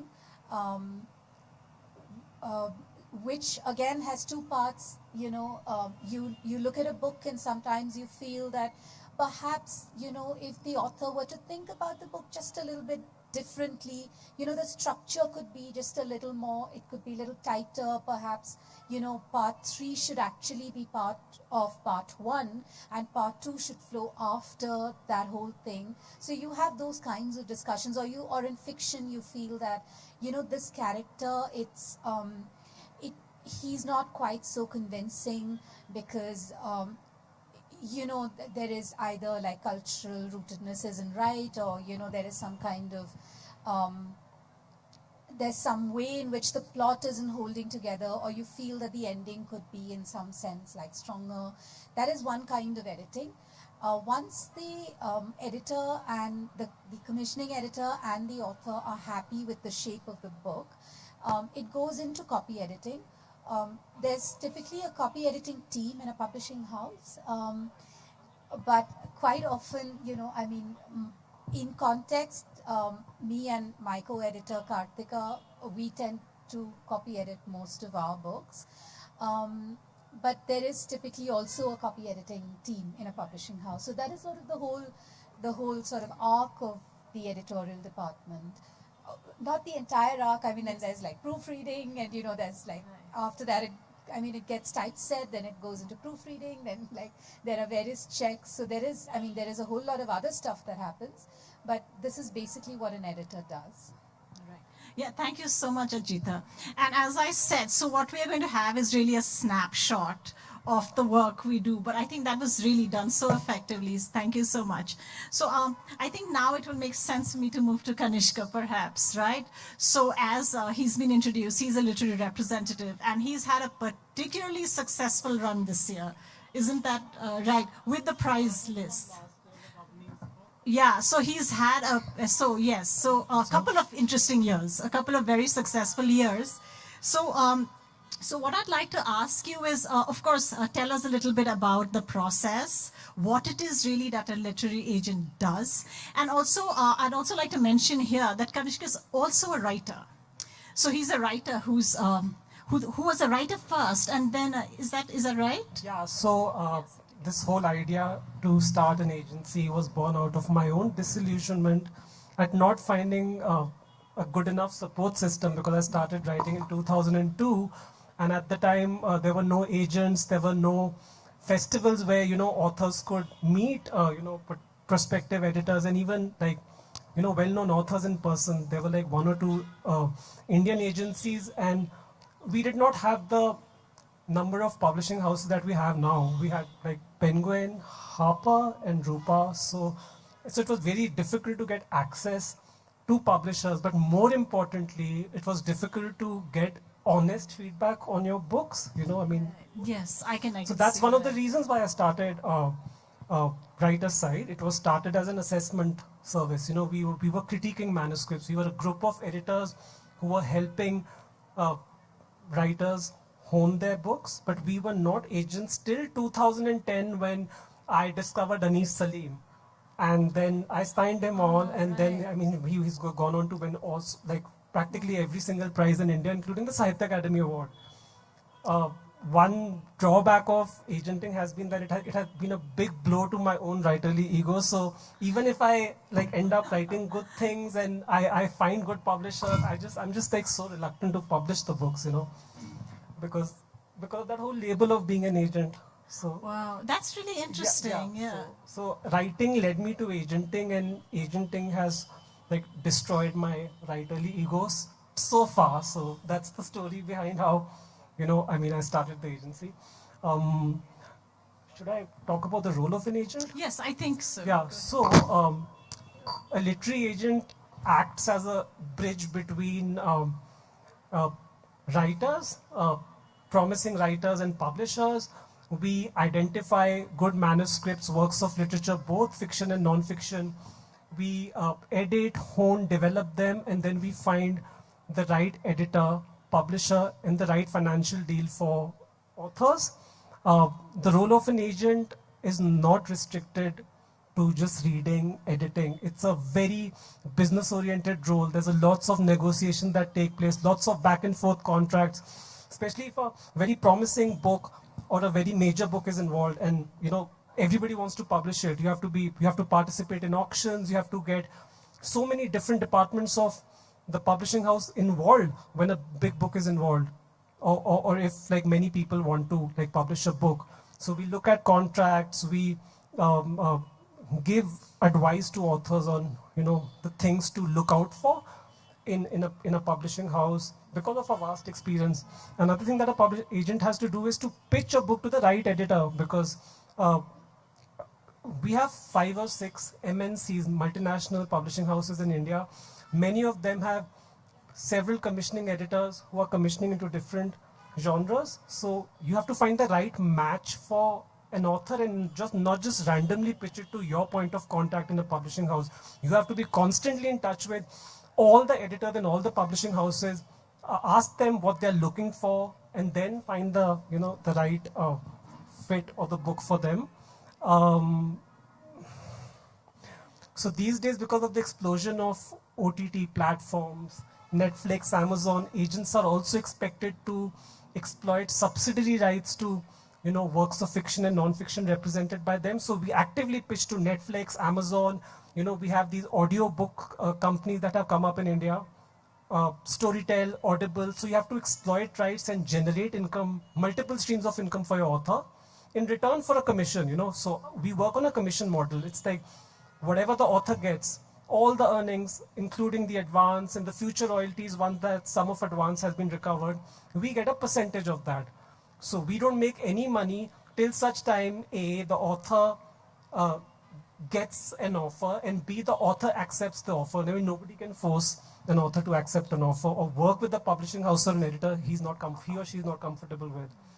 So I would say we are like literary managers, and editing, reading is a very, very small part of our business or our profession. We have to do multiple things, like get lawyers involved sometimes, get involved with the marketing, publishing. I have to pitch my authors to festivals. I have to get involved in securing blurbs for my authors. So it's a 360 degree approach. That really looks like a lot of work. I mean, a lot of work, but it will pay off. It takes years to pay off. I mean, you cannot expect to make millions in the first or the second year of agenting. But I've been doing this for 10 or 11 years, and now it's paying off. Okay. I mean, I don't do anything else. I mean, no, but that's really, and thank you. I mean, because I think that's sort of, in the time that we have, you've really been able to give us a very effective picture of all the work that actually goes into making these books available at our, so because, that's the process. There's another thing. So agenting globally has been a very old phenomenon. It's like as old as publishing in the UK and the US. Which is why many of the agencies in the UK and US are so big, because they are handling estates of writers who have sold in like hundreds and millions of copies. But in India, agenting is only 10 or 11 years old. Right. And there's another very peculiar problem, complication when it comes to agenting in India is that our own buyers sometimes end up being our competitors because authors have access to publishers directly. So, and that makes the role of a dormant agent redundant. But if you are, providing a lot of services, if you are dynamic, if you are adding things that an author cannot do on his own, then even the most well-known writers, known to everyone in publishing and vice versa, they will come to you. Yeah, that's I mean, that's really, I mean, there's so much. I mean, I've published a few books, but there's so much I didn't know. So thanks for that. And we'll just move to Bijal now. And and now we'll shift things a little bit, because we are talking about books. But even within the books business, I think children's books follows a slightly different model. And especially, I'm so happy that we have Bijal here, because the model that Pratham Books, that she's a commissioning editor for, because their model, in the last few years, I found to be even more exceptional than a lot of the trade publishing that is going on. So, so first of all, again, I'd like to ask Bijal about the business of being a commissioning editor for children's books, right? And what goes into it, and also perhaps you can tell us, you can focus a little bit on the kind of books that you've been encouraging in terms of representation, how you're trying to undergo what I'm going to term like a bit of a shift in perspective of children's books. Yes, so if you could tell us a little bit about that. Firstly, so at Pratham Books, we work with a very, very single-minded mission in mind. It's to get a book in every child's hand, which basically means that our books need to be affordable. That means that a child who's from an underserved community should be able to have access to these books, and they should be available across the country in whatever form a child needs to read. So my job's very exciting, because I strongly believe that every time a child opens a book, that book offers the child a space to imagine new worlds, to understand their own reality. And we do it with very little words and pictures, because I work with picture books. So typically, Ajita, your manuscripts would be what, how many words? So anything from 60,000 to 3 lakh words. Our word count on an average is 449 words. So which means that you're working with an author to distill an emotion, whether it's a complex emotion of grief, whether it's a emotion of happiness, but you're basically taking that big emotion and are working with the author to bring it down to the bare minimum so that the child finds it easy to read and also to keep the page turning. So similarly, like what Ajita said, we have the ideation process and then we decide. One of the main things that we also try to consider is who's telling the story. And I'll come to that a little later. But once we have the manuscript in, there's a pretty intense editing process where we call ourselves scissor hands because we're constantly chopping text. And then the most exciting bit also is that it goes to an illustrator. So you pair the manuscript to the words to an illustrator who will be able to give it the wings it needs. For instance, is it going to be something that's a dark and monochromatic landscape, or is it going to be colorful and full of life, or are we going to look at lino cuts? So we look at different formats. Are we going to look at indigenous art to tell the story? And then the magic starts to happen because the illustrator, the picture book is a partnership of 50% of the author and 50% of the illustrator. And so you bring these two powerhouses together and you suddenly have this beautiful work of art which is meant to get children to imagine things. Typically, it takes us about a year to create a full picture book, so it's that long a process. One of the things that you were asking about, we've been also trying to do is that we spoke about this in the morning panel, that it's very important for a child to be able to see themselves in the books they read. We grew up with Enid Blytons and all we knew was scones and picnics in moors. I had no idea what those were. But now we have access to wonderful writers and illustrators who can place and situate the stories in our own context, which means that we're trying to get contemporary writers and illustrators from the Northeast region a lot because we want to tell contemporary stories from here. We're trying to get more minority community writers and illustrators to tell their stories, which also means that we have to be mindful and respectful of their voices and how we frame that. Still, yeah, picture books is very exciting according to me. Yeah, so thank you. And I'm so glad we've sort of been able to speak about that and that Bijal is actively looking out for artists and writers from the Northeast. So those of you who know of, who have friends or who are personally interested, you should really consider putting in a pitch, right? So thank you for that. And so now all this work, the exciting work that we're doing with books, right? So we have the children's books, we have the classics and the literary fiction and, the prize-winning successfully agented books. But none of it is actually, but none of this is going to really make any sense. Like none of this is going to come together if we don't move to like the next person that I'm going to be speaking to, which is Raman here, Raman Shrestha, who has been running a very successful and innovative bookshop in Sikkim called Rachna Books. And it's really been a game changer in so many ways. And he's been a champion of bookshops and has also started a publishing a venture within Rachna Books, right? And yes, so another person to pitch to, perhaps. And so the first question I'm going to ask is basically taking off from a very interesting conversation we had this morning, where Raman came up with this formulation that really stole all our hearts, which is that he was speaking of the bookseller's instinct, right? So how do these booksellers curate? Because every bookshop you go to, it has a different imprint, isn't it? Every bookshop. So the curation of the bookshops. So he used the term the bookseller's instinct. And there was another wonderful term he's used, which was the algorithm of the heart. So maybe he could tell us about his job as a bookseller as well as reflect a little bit on these wonderful formulations he's had. Well, we keep hearing about new books coming in all the time, and it's that's the way. I mean, the curation always instinctively goes to what books might be coming. But over a period of time, you realize that sometimes you have books in your store and sometimes the shelves are empty.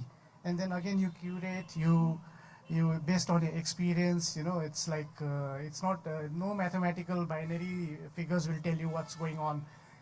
It's like as if the bookshop is breathing in books and breathing out books. It's always like, so sometimes when somebody enters a bookshop, they might see, oh, your shop's a little empty-ish. That's when the books have breathed out into the world. So that's, and our job is constantly to keep that process going. And I've been lucky to be doing this for so many years. And the industry, we're always forward looking. We're always looking for the next big thing, which is going to be the next big book. We always remind people that there are books which have brought us here, which have brought us this far, and we are always looking at the back and mid lists. And it's as if we are looking back with nostalgia, the way people think bookshops. They always connect bookshop with some nostalgia, with some level of quaintness. So that we do by curating, and that's where the curation comes in. That's how we select our books. Books with our own experience, we know which ones have sold, and that's the way it has been. It's a very natural, organic process for us. It's based on our lived experience. And so, talking of lived experience, we've just gone through a pandemic, which has, of course, been devastating for all of us, like in all the sectors. But I would imagine that bookshops took a hard hit. So how did you negotiate the pandemic as Rachna Books? Well, social media definitely helped. We started, we couldn't get out, reach out to new books, but what stock we already had.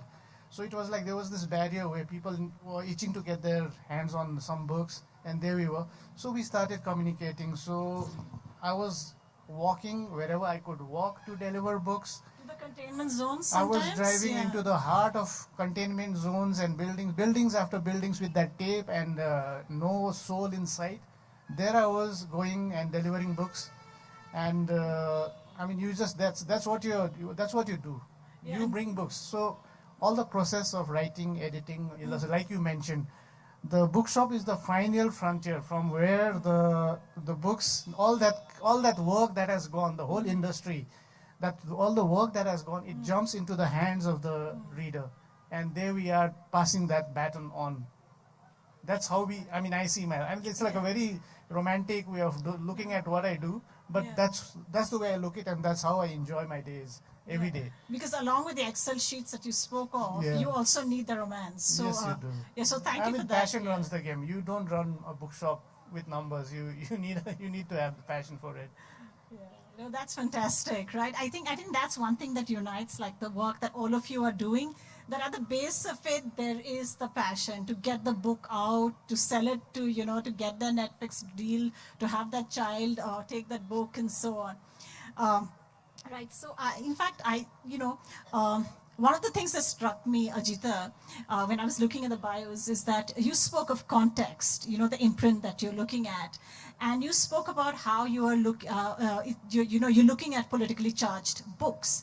And I was a little taken aback by, I was a little surprised, pleasantly. So I was pleasantly surprised by that, because from what one sees in the publishing industry with many of the big publishing houses, it's sort of just going on to, Bollywood biographies or, revisionist histories. There is nothing wrong with that, but they seem to be taking up disproportionate space. So what are the implications of having a politically charged imprint in these times? So, to begin with, of course, the larger house, we do all those books. We do the big, like, business memoir, the film books, like, we do the whole range of every kind of book. But when Kartika and I were thinking about what we wanted to do with context, what we wanted to do was really curation. And I think it was a coming together of, similar instincts with both of us, that we're both political animals, and just the kind of books that we are naturally drawn to. When we're thinking beyond numbers, when we're thinking of what we really want to do, what we want people to read, I think our instinct is to, I mean, our natural way of engaging with the world is political. Mine certainly is very, very, very like highly political. So what are the books? So so when I say that context is a politically charged imprint, I don't mean that it is my politics. I mean that it is written by authors who've thought their politics through very deeply. Who are engaging with, like Peace Has Come. When you look at that book, you know that it's really like rooted in having understood a region. It's talking about a place where there is conflict, but there is life happening, through the conflict. It's not like that is the only thing that defines life in a place where there is conflict, or a time when there is conflict. There are people falling in love, there are hearts being broken, there are houses to be run, there's food to be earned, there's all of that happening. That's very political. It doesn't have to be like Kapil Komireddy's book, Malevolent Republic. Now that was a polemic. That is very obviously political, But it doesn't have to be that. It could be Kin Phom's book, which is where he's saying, I really feel that Khasi history is just passing out of Khasi land. Like, in Meghalaya today, there isn't that sense of who the Khasis are, because we're forgetting our stories. And so I want to put together these stories. I want to research this mythology. So that is also a political act, Josie Joseph's The Silent Coup, where he's looking at how, the non-military branch of, investigative agencies, the tax department, what are these institutions doing to the spirit of the Constitution, to our democracy, And I feel we live in a time where these questions are all very urgent. We find our Constitution, imperiled. We find conflict of various kinds, popping up across the land. And in a time like this, everything you look at, whether it's fiction or non-fiction, anything that you engage with is automatically political.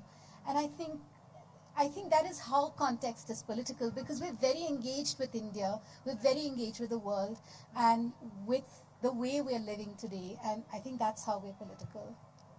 Yeah, thank you so much for that, Ajita, because that really, I think, sets the stage for my next question as well, which will be to Bijal, because this whole idea of being political and so the politics around us, the one thing that we can't ignore is the climate. Right, and ecology, and that I know is a concern that is very close to Bijal, not just as an editor, where I think this is a concern as an editor, but also as a writer. She's also written children's books which look at a lot of the challenges of ecology. So can we have some reflections on what it means to balance these two roles of an editor and a writer, as well as how all of this sort of comes together, I sense, through your concerns with ecology and the climate? Wow, that's a big question. Firstly, everyone should know Kanishka is my agent.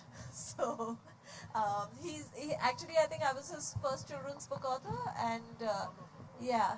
I think as the editor in me is constantly telling me that there are lots of stories to be told, and there are better people to tell the story, and my job is to find them, find the people, and help them tell their stories in many ways.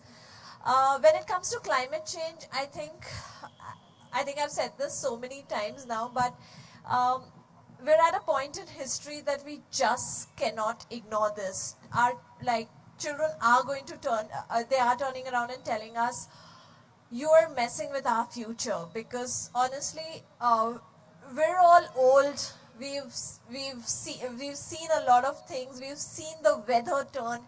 We've seen the climate change, and yet we are seeing there's very little action, and that's a very frustrating space to be in.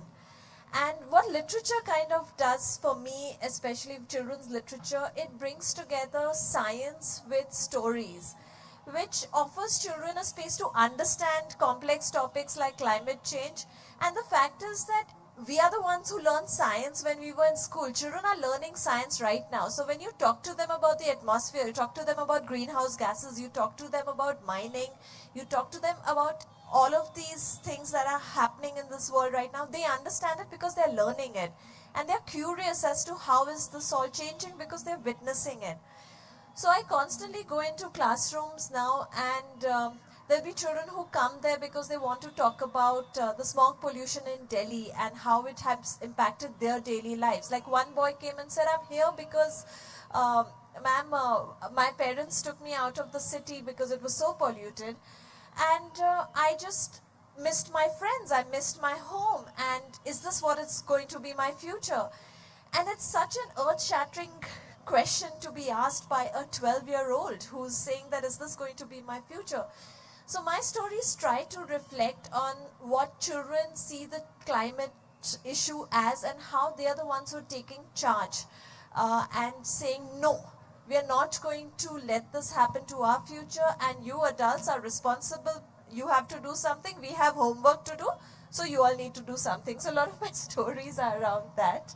And as an editor, I'm also trying to work with writers to try and get them to write more climate stories now. Oh wow, that's really, yeah. I mean, I feel so fortunate in a way because all of you are sort of leading your questions one to the other. So I really feel like I didn't even have to sit here. I mean, you know, you could have just passed on the mic and it could have worked. And so I'm going to ask you, Kanishk, the ultimate question. What is it that you look for in a manuscript? But so just hold on. A manuscript from an unknown author, first-time author. I mean, age. I'm not talking about young or old, but first-time manuscript. So because I'm sure you receive like tons of manuscripts, right? You receive a lot of manuscripts. You know, to be very honest, for the first 6 or 7 years, we relied a lot on unsolicited submissions, which is these blind submissions. Yes, so we look at everything, you know, we look at everything. I mean, the authors should be very careful about, you know, basic pitch hygiene, you know. I mean, the pitch note should be very clear. It should not have like grammar issues. I mean, if they have written a book, if they spend so much time on a work of fiction, I'm pretty sure they know how to summarize the book, you know, encapsulate it in like 400, 500 words, which speak to me, you know, or the agent. And fiction is more of a subjective thing. I mean, it has to speak to me. There has to be some kind of originality, some edginess in the voice, you know. It can be something absolutely new in terms of theme, or something done, an old theme treated very differently. When it comes to non-fiction, credentials matter a lot. I mean, does the author have the right credentials to work on this book, you know? I mean, which is why, you know, so many journalists publish works of non-fiction on subjects they've been covering for the longest time as part of their jobs. And also historical works, works of ecology and all, you see credentials, you know. I mean, the writing has to be strong, especially if it's literary non-fiction. But fiction is like an instinctive thing for me. And I do rely on a team of editors. So I respect their opinions. Sometimes we don't agree on, our assessment of a book. And then I have to take that call about whether or not to take it on. Credentials do matter for fiction writers, but only to a certain extent. It's good if a writer has published in journals, especially journals in the UK, US. We don't have too many magazines, literary magazines in India, but there was a time when Chandrahas Chaudhary was curating the fiction and poetry section of Caravan, and he discovered many good writers, from Tanuj Solanki to Sonal Kohli to Shehnaz Bashir. So I mean, and that really made a difference to both agents and editors. But I mean, your MFAs and all, they do matter to a certain extent, but fiction, it has to speak to you. I mean, So you would take a look at an unsolicited manuscript that just Oh yeah, lands yeah. up. There's a very high no, chance. even now, You do? when I Yeah. rely a lot on recommendations or my own authors recommending authors to me, like most of my fiction writers in the last 1 or 2 years have come through references, to be very Yes, honest. But then yeah. there are unsolicited queries by very, very promising writers. So we look at everything, but it's very easy to, like figure out from like the first para of a pitch note whether or not a writer can write, so. Right. But we Okay. look at Yes. everything, But yeah. you do look. Yes, yeah, if so- it is promising, we will look at it. We will invite the full MS, and if we Yeah. like the full manuscript, we will make them an offer of representation. So yeah. Yeah. Okay. Thank you. I mean, that's very useful to know. Also, we are very genre agnostic, which is why I have a massive range of books. I'm open to all genres, from picture books to even academic books, business. I mean, just because I'm not interested in a subject doesn't mean that I will not like represent the book. I mean, at the end of the day, this is a business, and the advances and the earnings of the author are 1/10 or sometimes even 1/100th of what the authors make in the UK, US. So you can't be a specialist agent focusing on literary fiction, commercial, sci-fi, romance. It doesn't work that way. Right, great.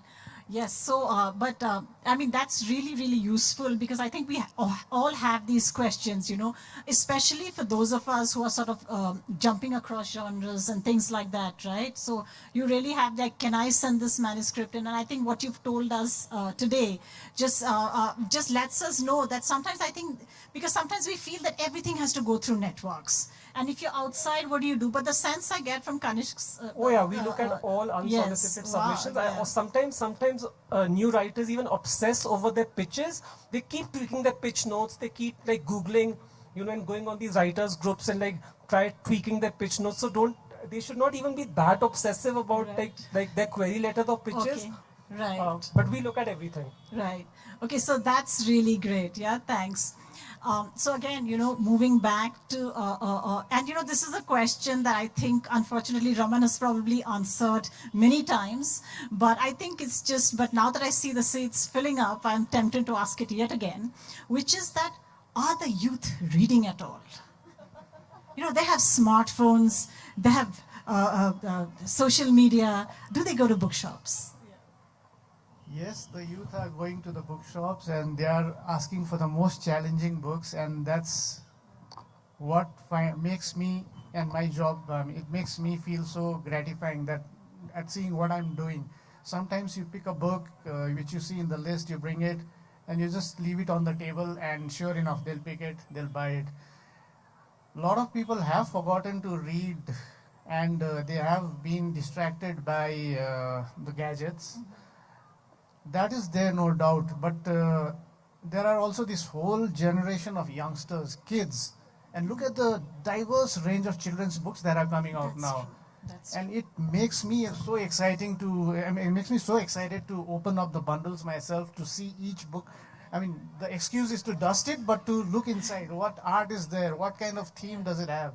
So yes, the youngsters are reading, and they are reading more than what the elders should be reading. I mean, they haven't been reading at all, I think. Because you hear this all the time, right? Yeah, I mean, it's like hear this all the time, and this is the first time I've actually heard. And and we have to take Raman's word for it, right? See, it's because like a shop talk, right? The kid is running around, and the parents don't know what to do, so they come and want to talk to me. So are they reading? Oh, I forgot my glasses. So what I've done is I've even placed a pair of reading glasses there so that you can't make an excuse that you left your reading glasses behind. So, Kanishka. My only concern is that they may be reading, but they tend to read, bestsellers, mostly international writers. I mean, during the pandemic also, a lot of people, including children, turned to reading, but they were reading old classics, like big books. So what the pandemic has done, it has made big writers bigger, and like new writers like somewhat insignificant, to be very honest. So we have not been able to grow readership for new writers, especially literary fiction writers.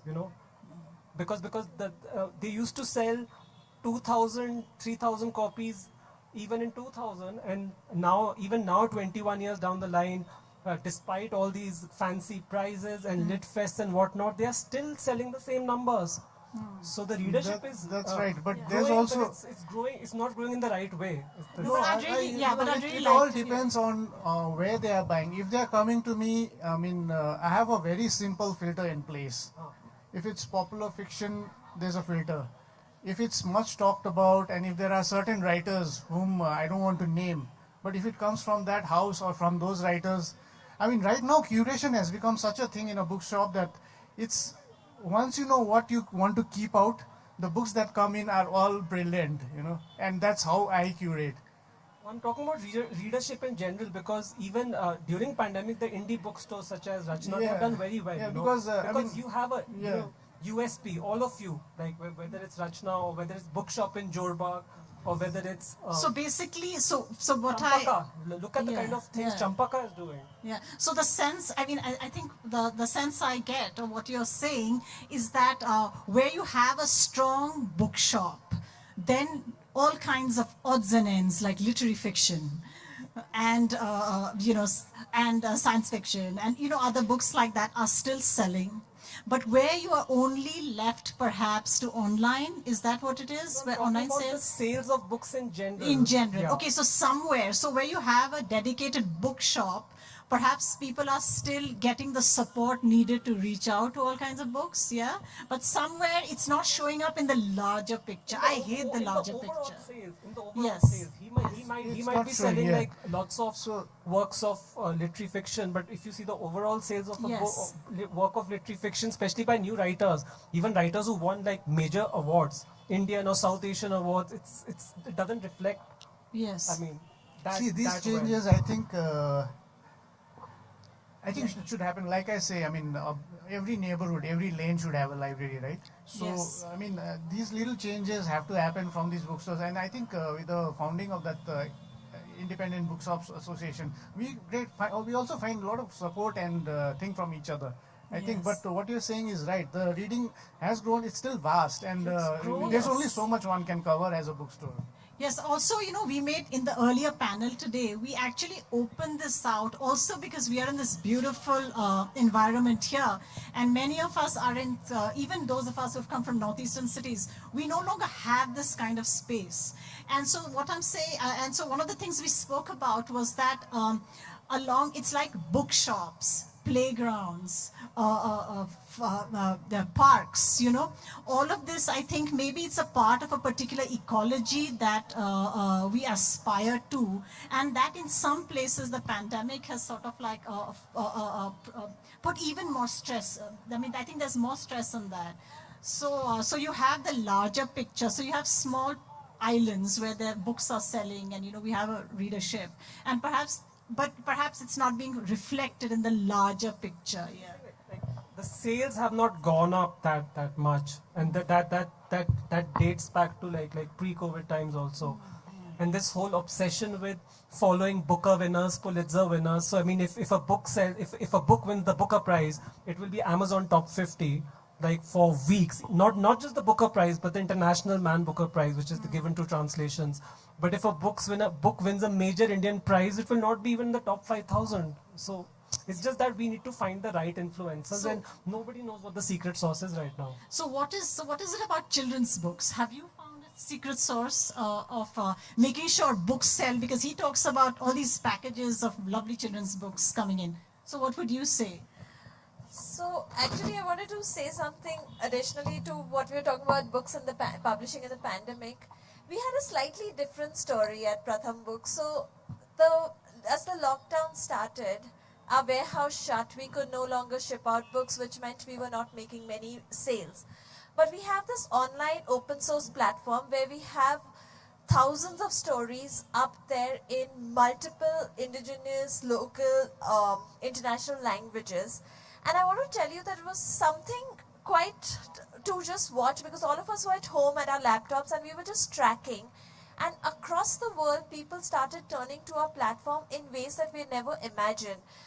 So Italy, where the first wave was really intense, used to have something like 900 impressions of reading stories in January. In March, it went up immediately to 15,000 impressions. And that's what people started doing because they didn't have access to books. So they just started going online. They started telling their own stories about the virus. They started translating as many of our stories into their languages. And it was quite something to just watch how everyone, how so many people were turning to stories at a time when you didn't know what else to turn to. Yes. So I think, I've got my little chit here. So I think what could be interesting is we open it out for questions and then maybe we can have final comments, right? Is that good? So are there any questions?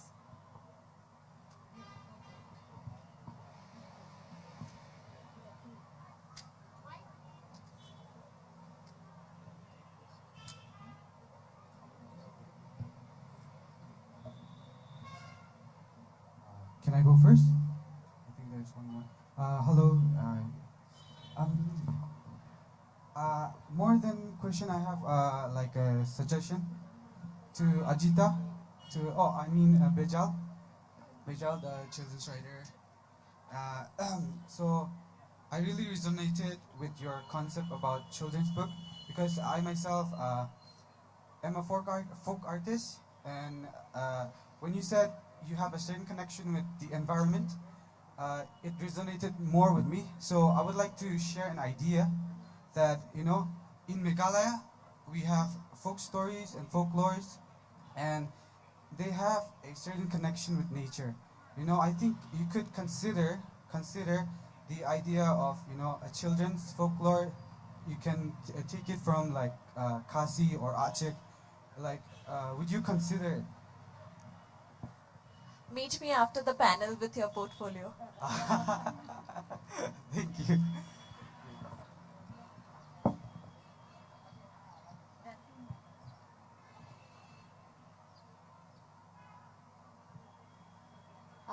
I have a question for all the publishing people here. Can you hear me? Yeah. This is a constant, the publishing industry in the, where the gateholders are in Delhi. That and all of the big festivals, there is no South publishing scene, no, it's not categorized like that. No West, no East, no North.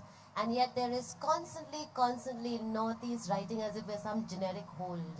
And, I would really like to address that and address it to each of you with a request that can you look at it differently? Can we just be the writers? It doesn't need to be Northeast. And any thoughts on that, please? Mary, I think it's something that we've been talking about, that we do need to change the lexicon when we talk about creators, because I think and I know we're all guilty of doing that, and we've done that for the sake of definition on this panel. But yes, we need to stop othering with the use of words which talks about, because if we're going to do that for certain communities, then we've got to use it for everybody. So I completely agree with you on that one, and thank you for checking on that, and I'm going to make sure I do that. Yeah, so this is like, I would say, continuation of the session which was also in the morning, where some of you were also there. And that time I had this question, I didn't get the opportunity, so I'm just going to ask now. So we have been talking a lot about publishers and readers, their quality, their quantity and all. I'm very interested to know what do you think, because all of you are in publishing business or book selling business, or at least you read a lot, because some of you curate books also. What is the situation about the quality of the writers these days?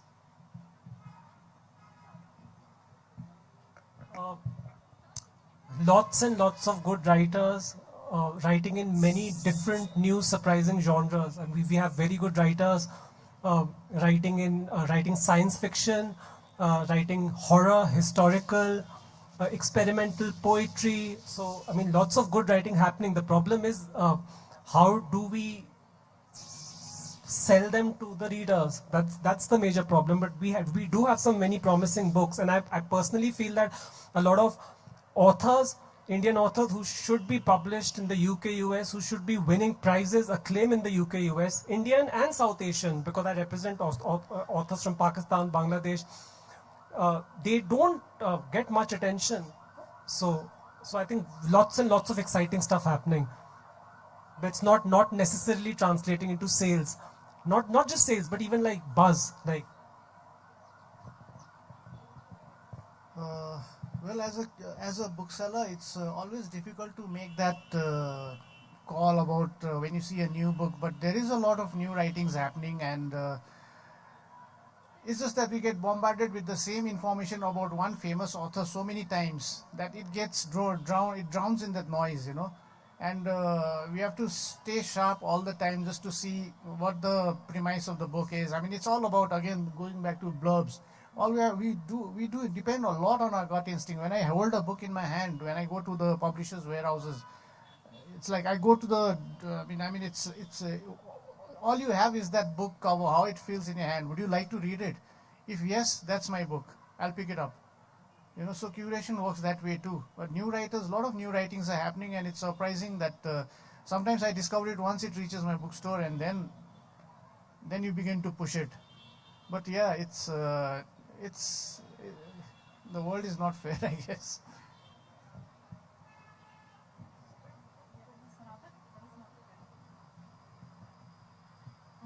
Hello. So self-publishing has become quite popular nowadays, I've seen. So please explain to all of us here why an author should go through the traditional publishing route, or in what situation an author would consider self-publishing their book. Self-publishing, the advantage of self-publishing is that the author controls the entire narrative, right from editing, the publishing timeline, the cover, the publishing timelines, how many copies he or she wants to put out, whether or not they want to do an ebook, audiobook.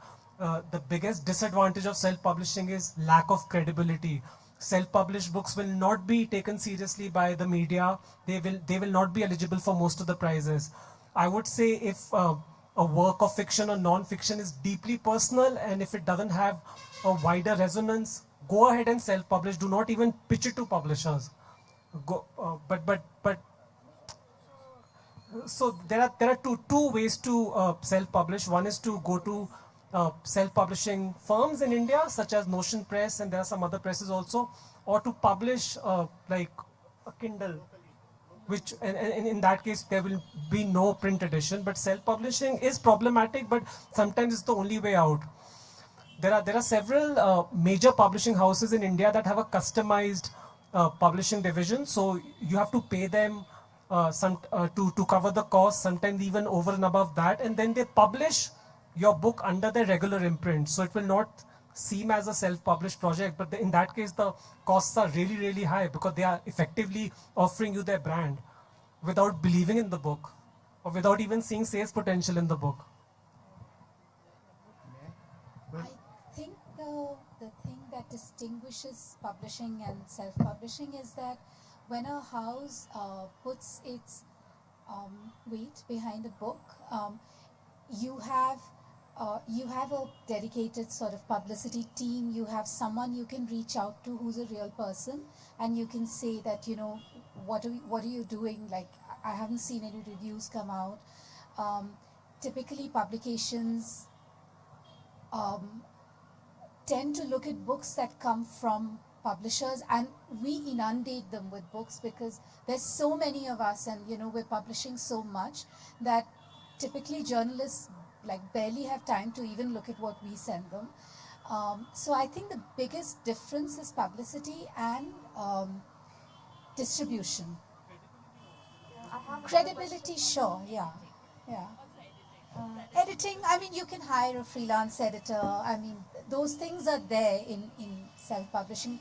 You know, if you find a really good freelance editor, you would have an editorial hand. There have been instances of authors self-publishing their first book and then selling so much that they end up getting like $1 million deals by publishers. You look at Amish, who, but the one out of like maybe 100,000 if you look at Amish and Savi Sharma. They self-publish their works or like partially self-publish their works, and now and then the books started selling so much that they could not even handle the distribution. So which is when the publishers approached them and they took on the books. So Raman, you're going to say Yeah, something. just a quick thing. I mean, if you ever consider self-publishing, I mean, if you're a writer and if you think that self-publishing is the way out, don't be in a hurry to see your name in print. The number of likes you get on Facebook is not a way to judge how good your writing is. Always try to get hold of a good professional editor. After that, the book is out in the world. Once it's out, you are not in control. But while you are still in control, do a good job of it. I mean, I'm seen as I'm the friendly bookman, and they call me bookman. People approach me with their script and poetry all the time, and this is the one thing I tell them. They don't listen. They go ahead to Notion Press and publish it, and once the book comes in your hands, you will be the first one to be disappointed. Don't be in a hurry to see your name in print. I have another question. So you were talking about books that resonate with you so deeply that maybe you should just go ahead and self-publish it. Has there ever been instances where a book was so controversial that even though the subject matter did resonate with you, you did not feel confident in publishing it? I normally take on such books, but they get blocked at the publishing level, because all works of non-fiction, in fact, even some works of fiction, they undergo legal reads even before editors start working on them. So whenever a manuscript comes in, like a signed contract, because many of the contracts are signed on the basis of proposals, and when the manuscript comes in, it goes to the legal department for reviewing before it goes out to the editor for copy editing, and at that stage sometimes books get blocked. Lawyers feel that publishers should not be publishing the book, that there'll be lawsuits, and that that there will be injunctions. But personally, I take them on, most of them, if there is merit to them. But I cannot like force a publisher to publish them. So Ajita, maybe you can come in with. Yeah, I mean, as long as your facts are true and it can go through legal vetting and the lawyer will say that it's okay to publish this. It's not happened to me that I've turned down a book because I think that there will be political repercussions or, someone will file a lawsuit. Unless it's a genuine, there is defamation in the book or the footnotes are not authenticated, So those kinds of fact checks will need to be done. The hotter a book is politically, the more controversial it is, the harder our fact checks are, the harder our legal reads are. That is at least our process, that is our process. Thank you.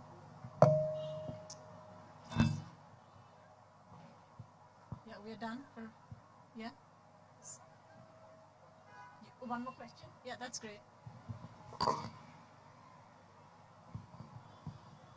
Does anyone want to ask a question? I think my husband is Okay. sitting like this. It's very special, no? Yes, right. Okay, so I'm just okay. Thank you so much for sitting through the chill, as the and listening to, and thank you so much, my fellow panelists, for really the scintillating conversation. Thank you, and enjoy the rest of your evening.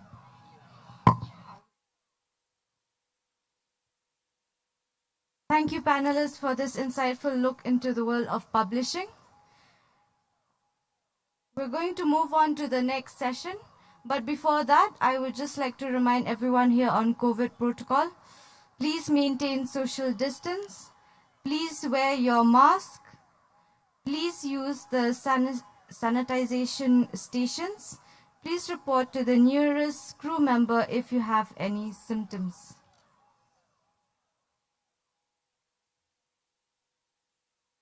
Up next, we're going to have a performance by Kat and Liz.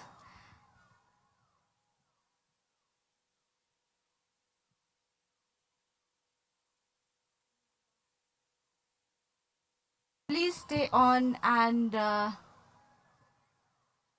will begin shortly.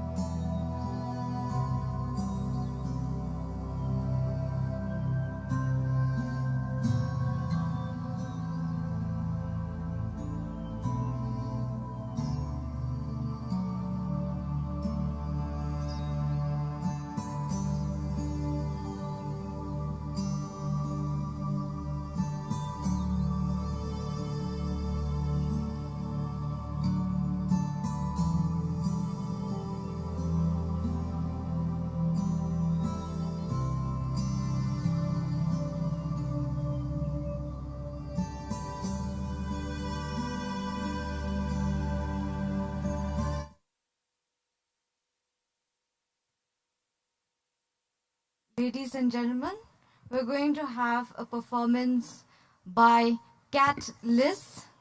Cat Liz are two YouTuber sisters who went viral for the songs Ex-Boyfriend and Ook Paki Khon.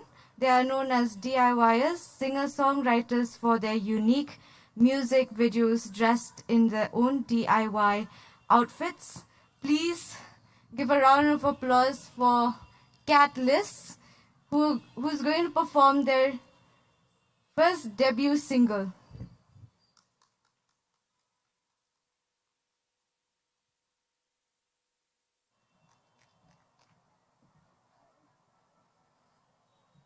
Hello. Okay. Hey everyone, it's Kat and Liz, and we're really excited to be performing live for the very first time. But first, we'd like to thank the Tourism Department of Meghalaya government for organizing this fabulous Cherry Blossom Festival. We're really excited to be part of it, and from the bottom of our hearts, thank you to Kong Mary for giving us a chance to perform here, for giving us the stage, and to the whole team. So the song that we're gonna perform now is called The Mendaini. Okay, so we're ready. Hãy subscribe cho kênh Ghiền Mì Gõ để không bỏ lỡ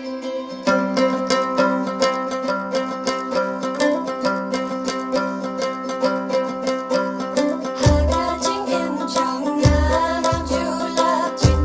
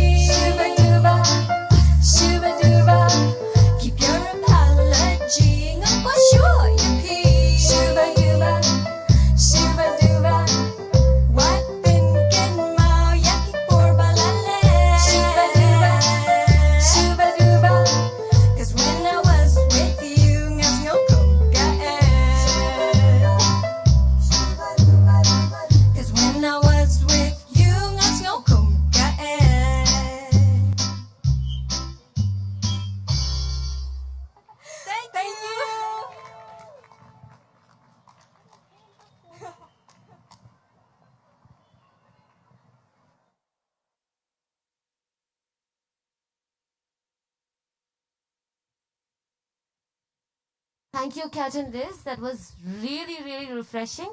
And please notice their outfits as well.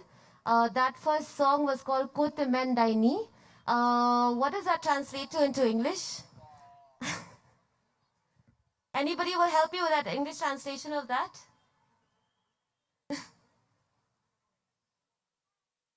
Anyone here doesn't understand what Kote Men Daini means? Oh, you rumpus old woman. That's the translation for it. So big applause for Kat and Liz again, please.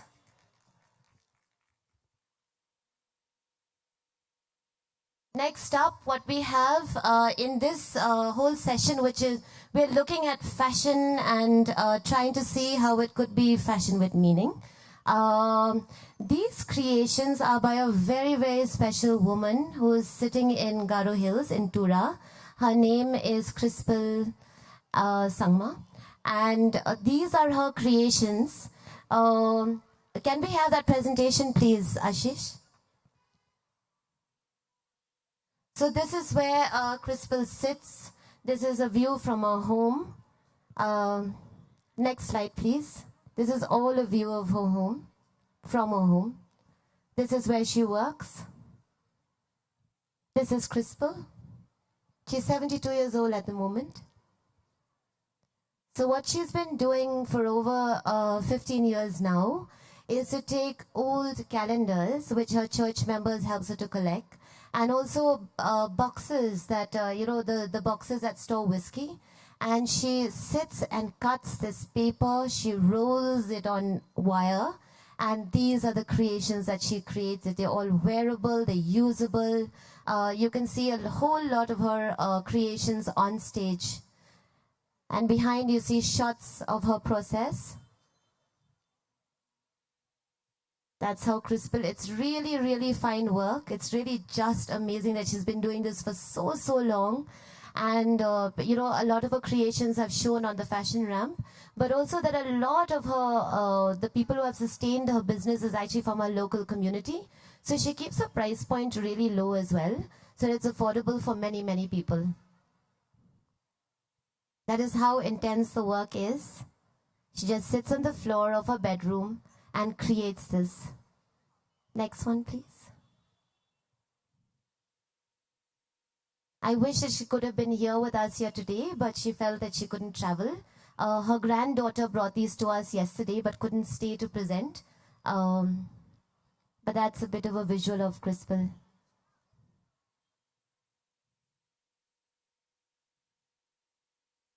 Next. Is that the last image? Yeah? Okay. So big applause for Crispel and this beautiful selection. They're here. You can see them up close. They're not for sale at the moment, but she can be found on Instagram.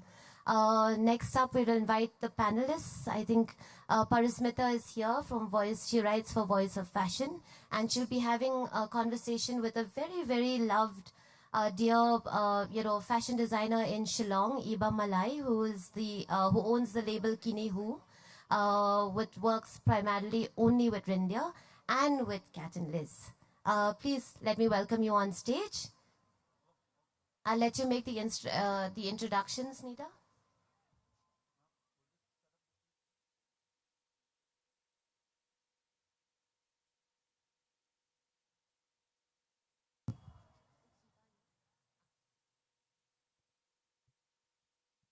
In this session, Fashion with Meaning, we will have Iba Malai, Tina and Mona Lisa Thank you in conversation with Parismita Singh. We would like to invite to the stage Iba Malai. Iba Malai was born and grew up in the heart of Umden village, watching the women in her family and community rear worms and weave silk since childhood.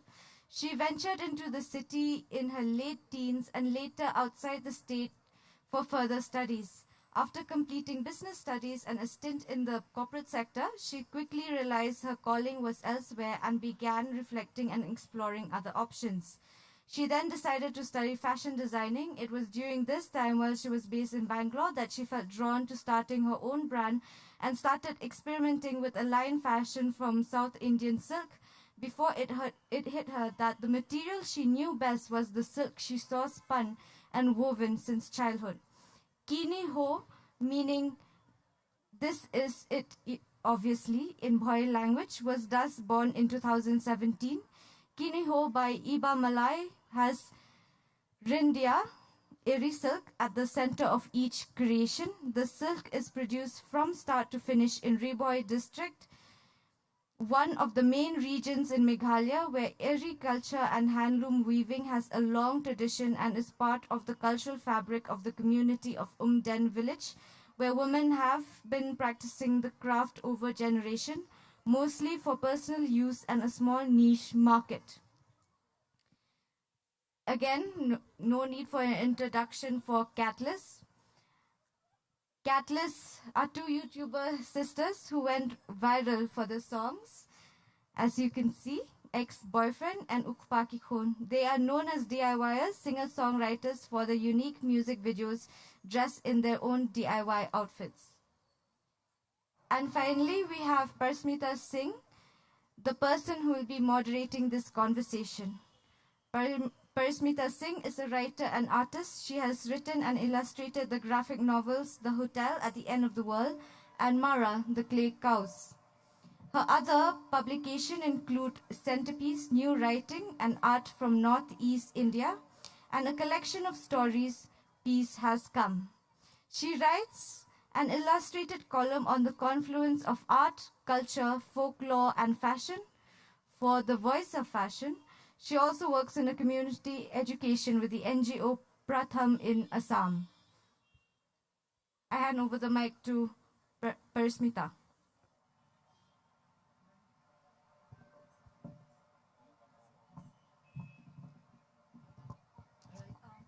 It's lovely to see such a big crowd, and I think some credit for that goes to our amazing performers, Kat and Liz, who I think really set the mood earlier in the evening with their first live performance. Is it?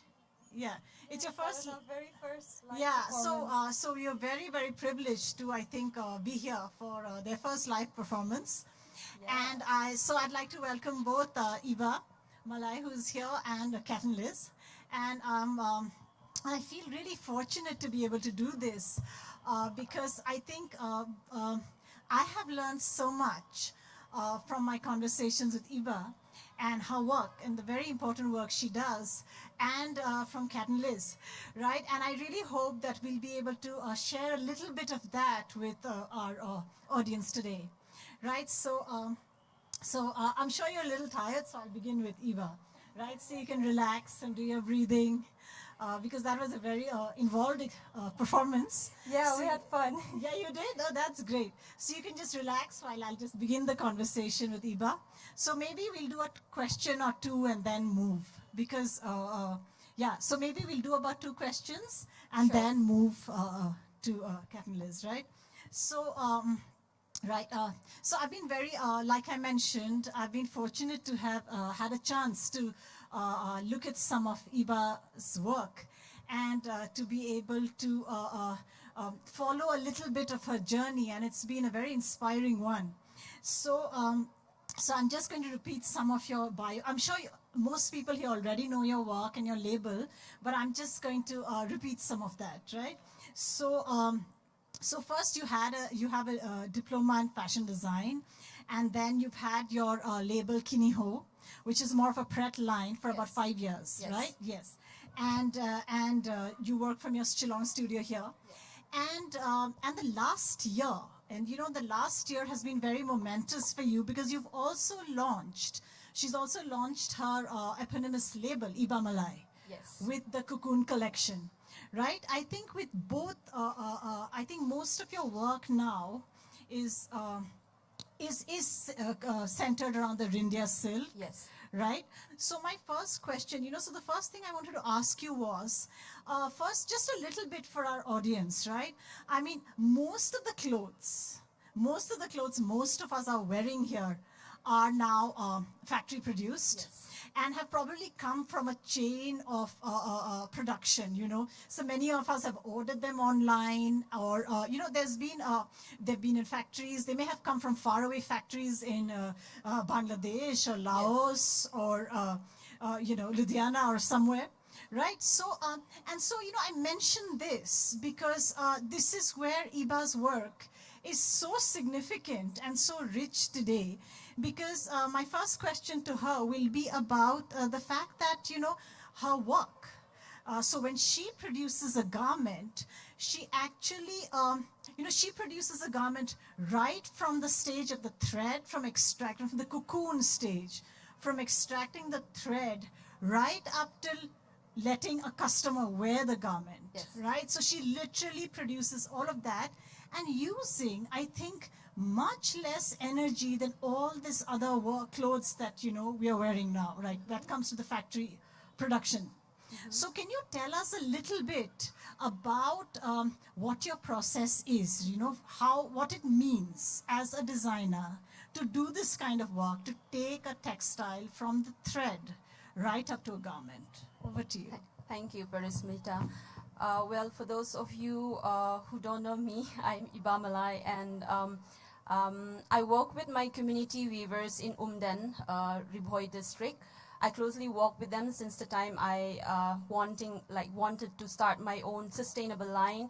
For me, sustainable is very important. When I first want to start my own line, I thought about sustainable. I don't want to have my own business, something that doesn't benefit others. Like I want to start something new which is going to be benefit not only for me but also to those who is around me. So I decided to work with my own community weavers for that reason. And yes, like Parismita mentioned, I do work from thread itself. So we since I work with my own community weavers, we collect our own cocoons, we spin our own yarns, we dyes our own yarns, we weave our own fabrics. So we create our own fabrics and create textile garments out of it. And I feel this is very important because, as you know, mass fashion, you don't know the chain system. You don't know from where it comes from. And I feel that is very important. To be sustainable as a brand, you should know where your clothes come from, who made them, right? So I feel this process is very important for every brand that matter, that you should know where your clothes come from, where your fabric comes from. And for me, I feel satisfied knowing that my own people are making the fabric that I'm creating for my customers. So the reason why I'm doing it is because I feel that's the most important part. You should get each and every process of production from fiber to finished products, because that is the most important thing you should be knowing as a designer. You should know where your thread or even the fiber comes from, to understand, and to also know that the ethical practices that is involved throughout the process. Thank Yes, yes, like so, and really coming to that, so you do work with the women weavers of the Ribhoi district. For those of us who are not familiar with the weaving traditions, so so what is it, which is not the same thing as working with, say, a garment factory, right? Yes. So can you tell us a little bit about that experience, what it means? So you have your clients, and you have the demands of the business, right? Of you have to, I'm sure you have like deadlines, and you have your collections that you have to, you have the local and the global stage where there are demands on you as a designer. And then there is the community work. So how does both of that work? It is not always as easy as you think, working with your own community. I belong in that community. Still, it's very difficult, and especially working with an artisan, it's been a difficult journey. The reason is because they don't understand platforms. They come from villages. They don't understand the market, the demand, the platform, unlike people who are in towns or like if you are in the corporate. So it's completely different working with artisans. You need to make them understand the demand, the market that matter, to work with them closely. But yes, the demands are there, but then I need to maintain, sustain it in such a slow mode. It is slow fashion, Yes. because there's agricultural seasons. Yes, and yes, I everything. need to understand that that way. The rhythm of yes, their the rhythm of their livelihood. Yeah, livelihood. And I think that's really special, and to be balancing these two worlds, Yes. right? And so, I mean, right at the beginning, we heard this amazing introduction that was done of your biography and how you did hold down a corporate job. You were in you were in Bangalore, and then you made this decision to not just move back and begin a label here, but to move back to Reboy and to work with the weavers and to really start from scratch, right? So tell us, and then from there, the journey to Cocoon. From Kiniho to Cocoon. So tell us a little bit about your journey. Yeah, so I started Kiniho when I was in Bangalore in 2016, but I found it very difficult to communicate with the weavers being far away from home and not there, which was the reason I came back home and settled down here and started working with my own community weavers closely. And it was quite difficult that time because Umdan weavers, they have been weaving shawls and scarves, but they don't know anything much about running fabrics. But I wanted to create running fabrics, to create clothes, To create garments. clothes. Yes. Yes. So that was also the reason why I came back, and to make them understand this is what I want. So yeah. So now you can be in the community, work with them, and Yes. then take it up, Yes, right? yes. So work with them closely, make them understand, check the quality, and try to make them understand shawls and scarves is not the only products that customer wants out of every silk. We should also create something different, something new, contemporary.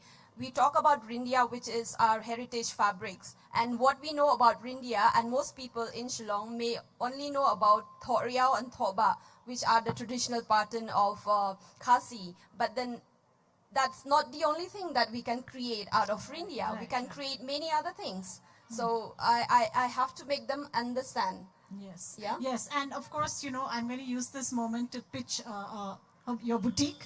Yes, so if you are interested, you really, because the great thing about this conversation is with Kat and Liz, we saw their performance, but I think to get a sense of what she's doing with Rindia, what Iba's doing with Rindia, I really suggest take the trouble, go down to her store or her online platforms and look at her. Then you can have a connect between our conversation and the very materialness of the textiles. Yeah. Yes. Yeah. So I'm just going to do a quick move and then we'll sort of come back, right? Okay. So yeah, so from the weaving centers of Reboy, we are going to move to, we're going to move to we're going to basically move to an online avatars, right? Because because all of you can see Mona Lisa and Tina here, or Kat and Liz as their persona is. And this is a very rare occasion, right? Because this is not their element, if I may use the word, right? This is not your element. We're so used to making videos and then just posting them online and disappear. But now we're in front of real human beings. Yeah, so Wow. how's that? Yeah. So I think I'm really thankful for this panel, because I think what we have is, you have the rootedness of culture and sort of trying to bring that in the contemporary. And then here we are also looking at fashion. We are also looking at a social critique. We are also looking at various dimensions of being, if I may, right? And and I think it's quite special that we are able to have all of us like in one venue. No matter what else we've swept under the platform, right? So the first question I want to ask you is, one second. I've been doing so many panels that, yeah. So as I must confess, I'm not familiar with your I'm not familiar with your space as much, Yeah. your space of your preferred space of performance, which is social media and YouTube. Like, everyone has watched you, thousands and millions of people all over the world have watched you. We did a session on books while ago, and we can't even imagine the kind of reach you folks have, right? So one is, of course, I'm totally in awe of you and your persona. And yeah, so now, you're very curious. So what has your experience been navigating this online space, right? Because you're on YouTube, you're on social media, and we also know, and this gives us a wonderful reach, but we also know that there are a lot of trolls, there's a lot of misogyny, and a lot of our ugliest aspects sometimes come up online, right? So all the body shaming, sometimes just blind hate, right? So there is all of that. So I wanted to ask you both about the positives and the negatives and how you navigate this space. I would like to say is that when you first start out, you won't have that many following. And the moment, if you have one viral video, I mean, if one of your videos like ours goes viral, you will always have hate comments, unnecessary hate, and then there will be ones who will give you constructive criticism. Right. So you will have to be able to differentiate between just hate and constructive criticism. And over the years and the number of videos that we've uploaded, we've learned to actually distinguish between the two.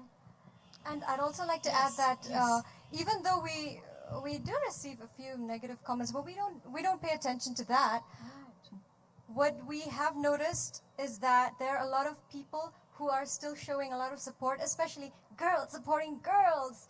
Yeah, so that's a good thing. That's what keeps us going. Yeah. We don't focus on the hate. We focus on being sparkly and being fun.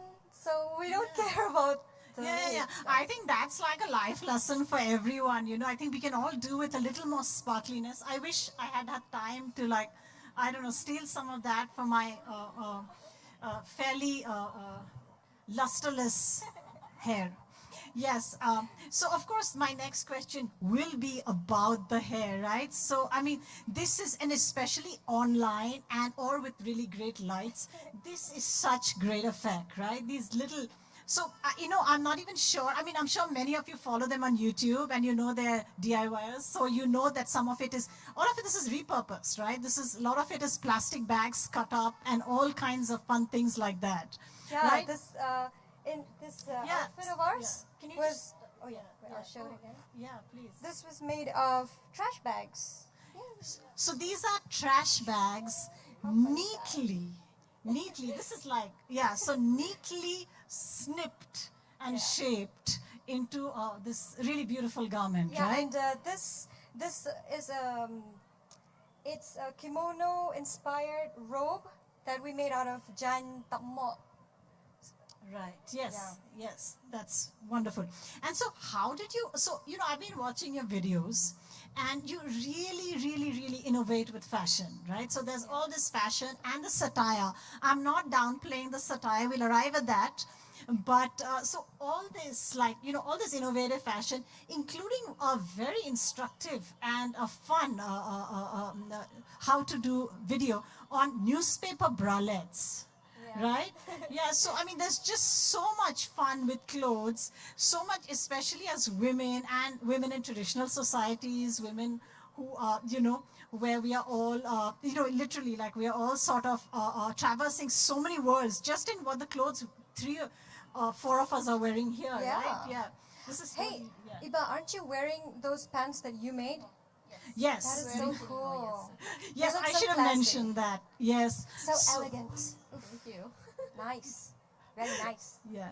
So, yes, so my question now is, all this material, all this get-up, how did you arrive at this style?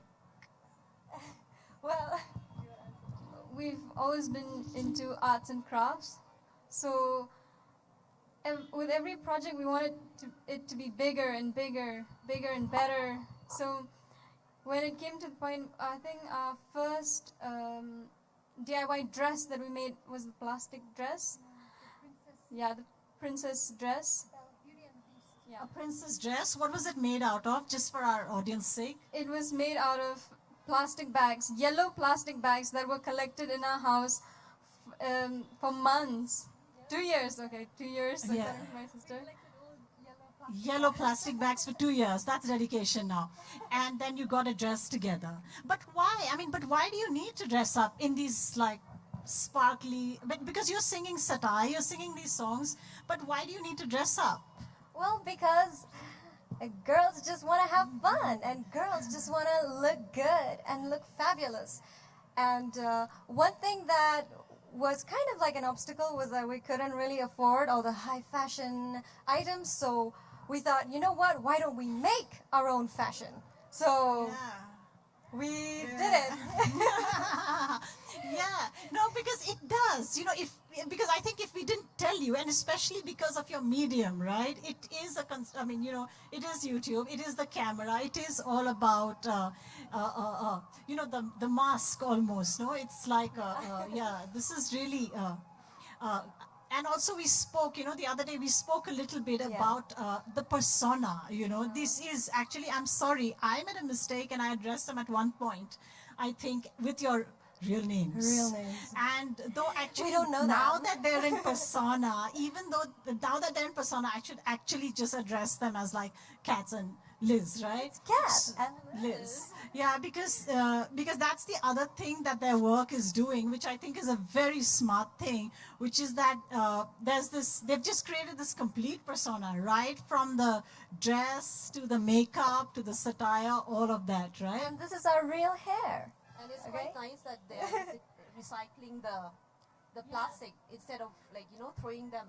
Yeah, so we really have, I mean, I don't know how Mary planned this, but we really we seem to be having a conversation between different forms of sustainability. Yes. So recycle is one of Yes, them, because- which they are doing it instead of throwing them in the garbage, and it will take years to decompose. Yes. They are using something, they're creating something beautiful out of it. So which is still okay, it's recycling. Yeah, So I good mean, job. Yeah, it's just, I mean, it's just really beautiful. I mean, they should, don't worry, in a couple of years, people will be buying them for museums, or you'll probably sell them as NFTs or something in the art market. Yeah, we're Right. thinking about it. Maybe 10 years down the line, someone's going to buy this for 10 million? I don't know. Yeah. $10 million. Yeah, let's Yay. hope the currency, yeah. Dollars is better to bet on, yeah.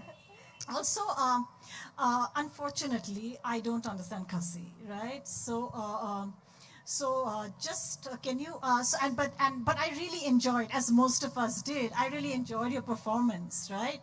So, can you tell us? And I also know from your fan following and from sort of speaking to people and from you that there is a lot of very hard-hitting satire in the songs that you sing. Right? I mean, so can you tell us a little bit about maybe just 3 or 4 lines of, in English translation, if you can, of what you sang? Okay, so I'll just say some random 4 lines, okay? Anything, just random, yes. Marway nga syudya umat, jingid ka kami ng pajuya umat, nga juri teng hapan kana, tang banlat syatum banlat syatla. It means, well, I always sit alone and cry on my own because I've never known what it's like to be loved by my mother because because she's always screaming and cursing at me. So I have to hide in the toilet just to have some peace of mind. Because once she sees me, she's like, so that's the 4 lines. Okay, so now we know. Yes, you know how some moms can be toxic. So yes. I mean, we love moms. Moms are second god on earth. But sometimes moms can be a little bit toxic. Yes, I have my son hearing most of this, and yes, but and I think it was really because I think from the very lyrical sense of the singing, you know, it was so it's perfect satire in that way because you have these very hard-hitting satirical lines, but you have this very sort of lyrical presentation, right? And And of course, the second song was all about the. So you do speak. So there's a lot of satire, a lot of social issues that your songs comment on. What are some of the things your songs are about? We've talked about a toxic ex-boyfriend who's controlling and manipulative, and we've also talked about a husband who's a drunk, and another.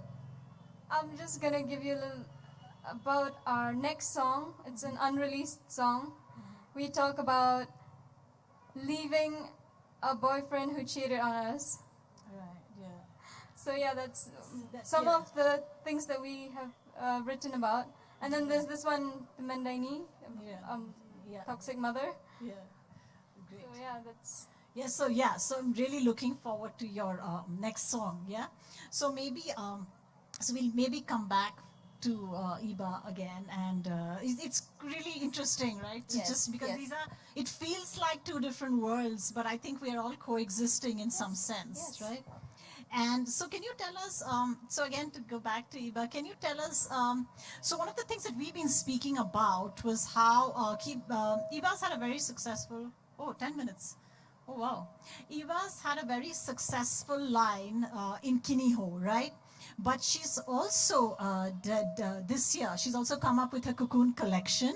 So can you tell us a little bit about that? About Cocoon? Yes, about Cocoon, Yes. I think. So Kiniho, I've been running Kiniho for like 5 years now, since 2016. And I feel that it's more Pret line and more minimal, easy to wear, easy to go people, kind of people. With the approach that I have for Cocoon and with the Iba Malay is more about the art approach, and I want to focus more on textile and texture compared to Kiniho, wherein I have to focus my client demands and the market. Iba Malay is completely different. With the Cocoon collection that I'm doing, it's completely different because I just want to show whatever I feel like, showing. Yeah, I want to explore, yes. I want to explore more with fabric and texture, whatever we can come up out of Rindia. So this is more minimal, very artistic, more sophisticated, I would say. So Kiniho is more of a pretwear, and this is more of a high fashion, I would say. Right. Yes. And yeah, so good luck with that. We are I'm really looking forward to see how this work evolves and, your next collection and so on. So, so I've got my chit here. So I think since we have like these amazing singer-songwriters, you want to say something? Yeah, sure. I've actually checked out your Iba, your Instagram handle, and I've seen your design and all. I have to say they're so beautiful. Although the style is not particularly our style. And they look yes, comfortable too. so They look comfortable, they're beautiful, they look luxurious, I'm just amazed by them. Yes, so I don't focus on style. Yeah. I don't focus on trends. I Yeah. just want to work something very minimal and something that lasts long. Like, trend go very quickly, like with trends. So I try not to do that. Yeah, it's timeless, it's beautiful. I mean, the material I look at the pictures and I can tell that these are really high value materials. They're just, if you touch it, it's just, Because I can it only is imagine. Rindia and it is our textile, that's why. She's done such a. Yeah, I think she's done such a good job of like describing your Yes, collection. thank you so much. Really, Thank yeah. you. Thank you. Yeah. Thank you, girls. So I think we should open it. Open it up to questions because I've got my little chit here, which means we are heading into the last section, right? So if there are any questions, then address to either of Iba or Kat and Liz, we'll take them.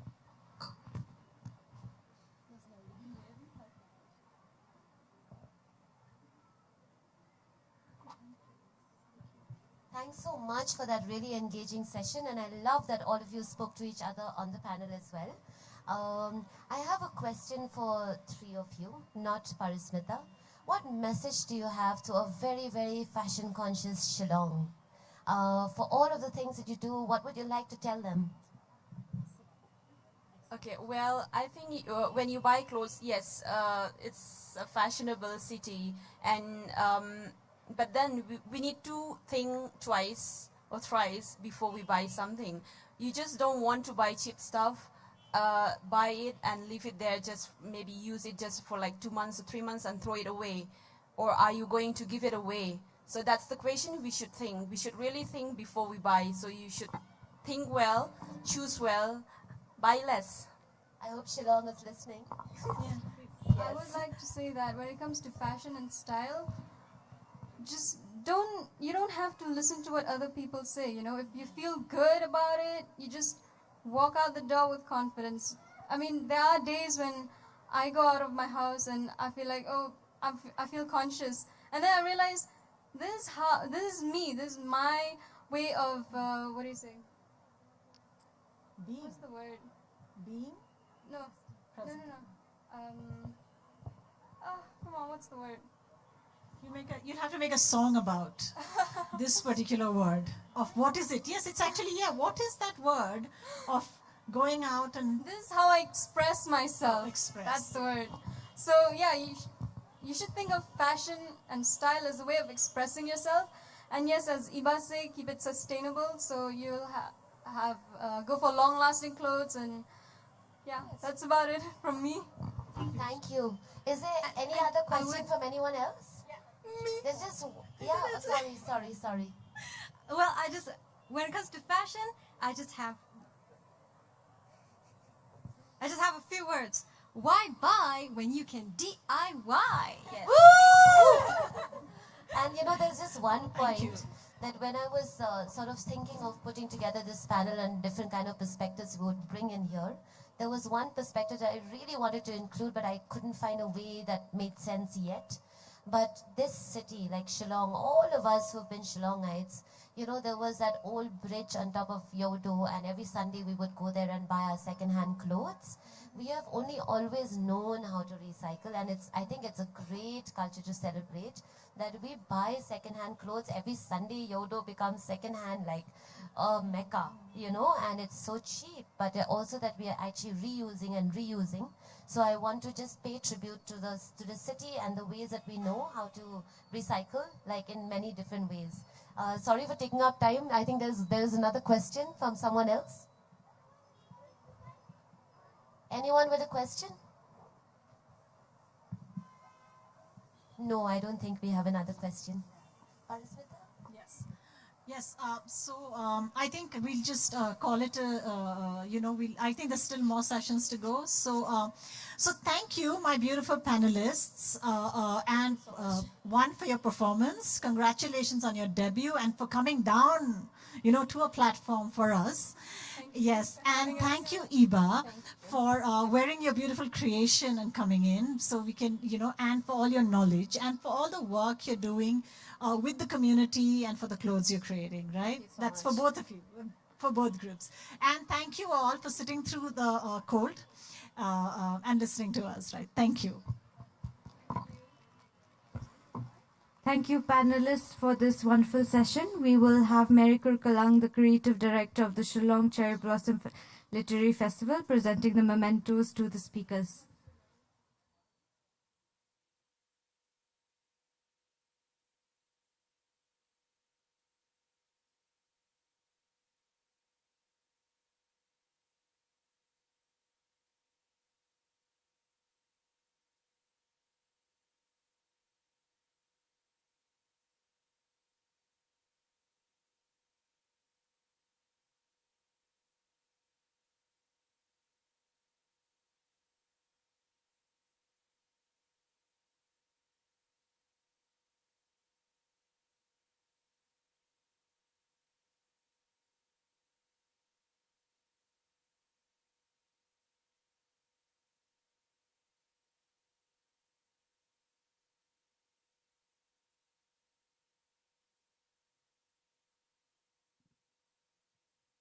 We're going to start with the next session.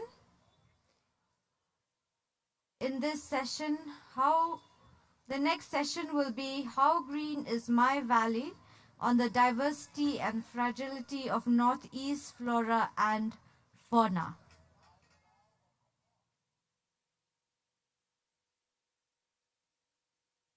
In this next session, we will have Bikram Grewal, Raj Kamal Goswami in conversation with Sukanya Das.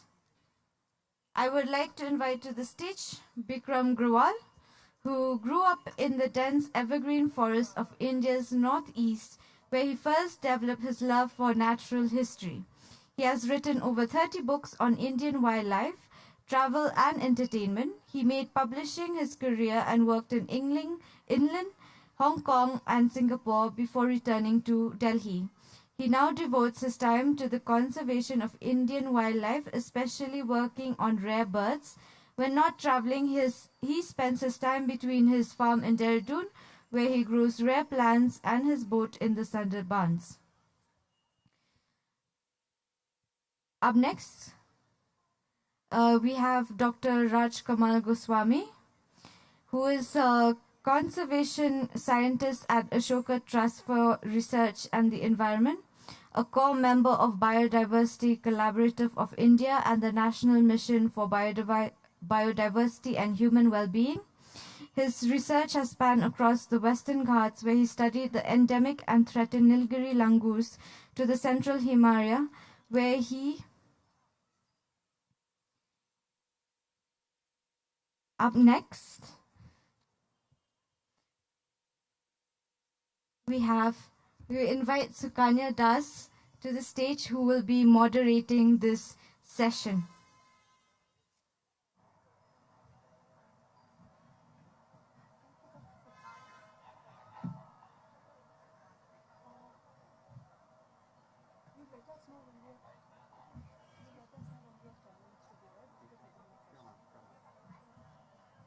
Sukanya Das is a communication professional and a member of the core team for Tata Steel Kolkata Literary Meet, as well as literary meets in Bhubaneswar and Ranchi. She devours books by the dozen and takes pride in being an undiscerning lover of the arts. She is also passionate about dance, handicraft traditions, and mountains, not necessarily in that order. I hand over the mic to Ms. Sukanya Das. Thank you so much. Good evening, everyone. And after that very, very sparkly and lively session, it's a little difficult to be up, isn't it? My panelists agree.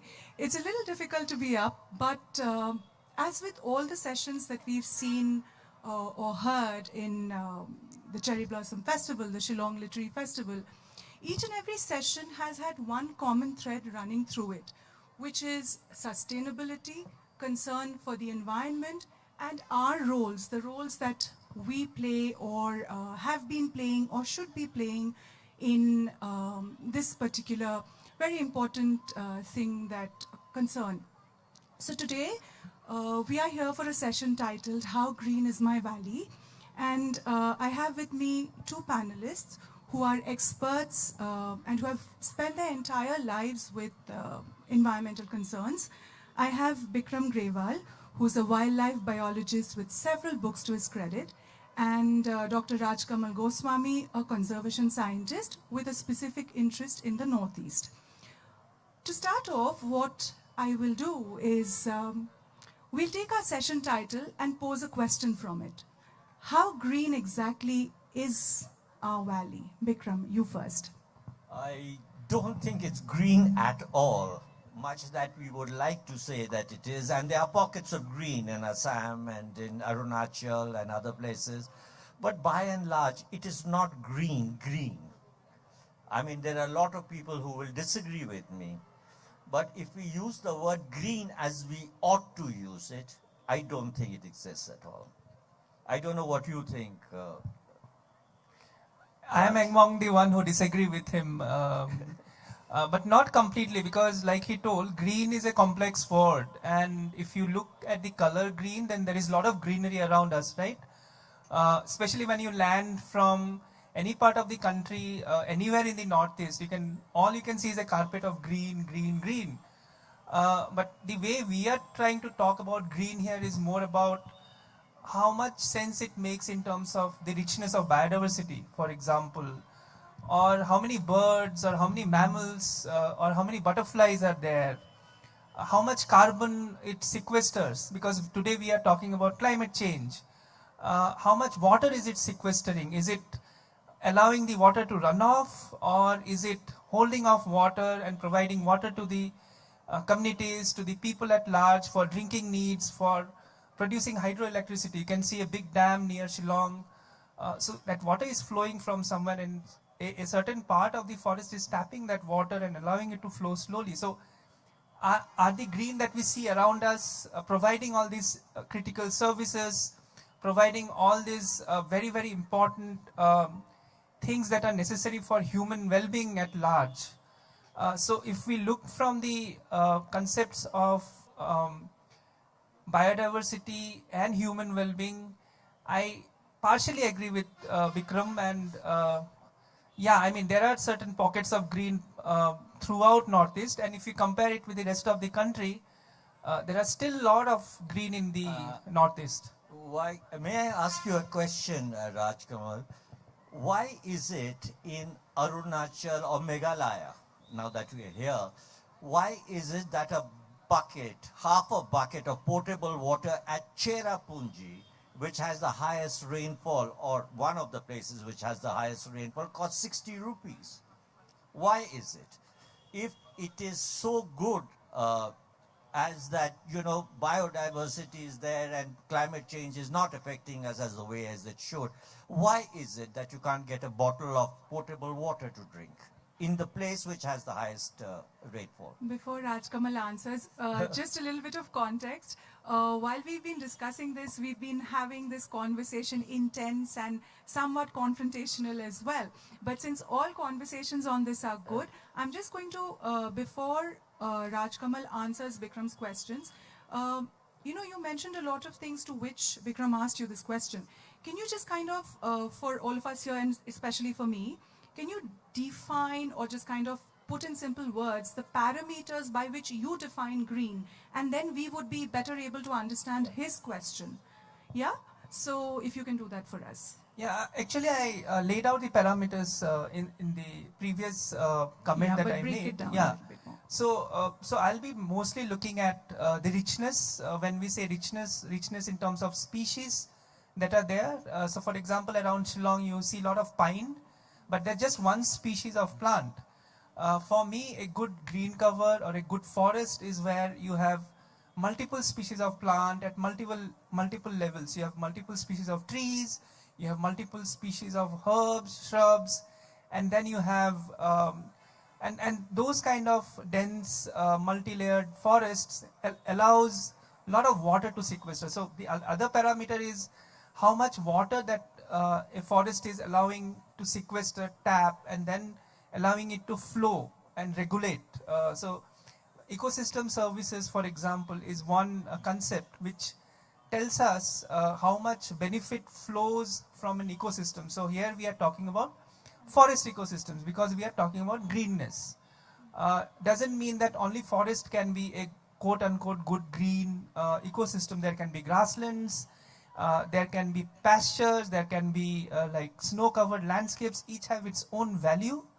But for me, the species richness, not only in terms of plants, but also the other species that it allows to thrive, like birds, mammals, butterflies, multiple species of insects, multiple species of invertebrates, reptiles, fishes in the water systems that a forest taps and regulates the flow, and also in terms of carbon that is sequestered, which helps us provide climate benefits and all, which helps regulate the climate, temperature, rainfall, etc. So those are the parameters that I define green as. And to answer then Bikram's question, why does half a bucket of potable water in Cherrapunji cost 60 rupees? Yeah, that's a slightly complex, I mean, if you go to people who have been to Sohra or Mausinram, they understand the terrain of that landscape. So that's part of the southern slopes of what we see in the, what we call, this part is basically the Khasi Hills Plateau, and it drains. So in the northern part you have the Assam plains, the Brahmaputra plains, which is not as steep as the hills that you see in Cherrapunji, where it's almost like a wall. It's a 90-degree cliffs which drains into Bangladesh plains, the Surma Valley and the Sylhet plains. And there what happens is the water is not able to flow in the regulated manner that it's supposed to flow, and it's just a function of the terrain of the landscape. Of course, there are like long-term changes happening in the climate, in the forest types, and a lot of mining has taken place. So all those issues are there, but equally important is the terrain, the geography, those kind of very geographical parameters actually. Did it always happen? Yeah, that would have. Water scarcity during winter season has been there for a long time. It's not a very recent thing. Yeah, I do remember water scarcity in Shillong, especially in winters from my time before. But if we have to kind of give ourselves, we hear conversations about climate change all the time. It's there. If we are involved, we are involved. If we are not, it's somewhere on the fringes of our consciousness that so many things are happening. This is what we need to do. This is what needs to happen. But somehow, not a lot of us are engaging every day in an everyday manner with this. So what happens is conversations like this often remain with no disrespect, the province and the preserve of scientists and experts. So my understanding of this is, could you kind of please tell us, this kind of, we all understand marks in India. Could you give us marks, on how, since this was a question, was this always the case? So on, say, key parameters of how fragile we are today or not, how well we are handling our conservation efforts, especially in the Northeast and Meghalaya, where were we on a scale of 25 years ago? Where do we stand today? And where do you think we will be 25 years from now? I want both of you to answer this question because I know the marking system is going to be different. Well, I think it's age before beauty, so I'm going to start. 25 years back, things were bad.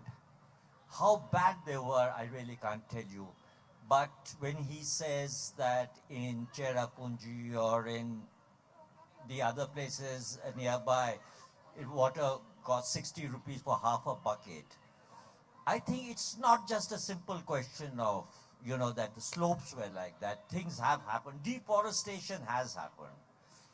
And so I would say that things were bad, maybe not as bad as they are. If you want me to mark. Yes, I do. Let's put numbers on things so that we understand. Well, it was 20 out of, 20 is the total marking. Well, it was 6 out of 20. If you want to know now, it's, I would say, about 2 out of 20. Things are getting much worse, much worse. We are not even talking about other things like, quarry mining and other things which is added to all of that. 300 trucks go to Bangladesh every day from Meghalaya. And if it's going to be 25 years from now, it's going to be -5, -6, if not more. 300 trucks carrying what? Your dust from the quarries. You have Lafarge Yes. which do a regular thing and they pay you, the government, some money for it. But the illegal of various things it could be. And in this case, dust quarrying goes on a great deal in Meghalaya. Okay, so Bikram has given 25 years ago, the situation 25 years ago, a 6 out of 20. Today, a 2. And looking ahead 25 years, a very depressing -5 or 6. Raj Kamal. I'll just quote, not quote, but I remember a scene from Satyajit Ray's movie, who is one of my favorite filmmakers in the world. He made a beautiful movie called Aranya Din Ratri, and I love that movie for various reasons, but there is one moment in that movie which I never forget.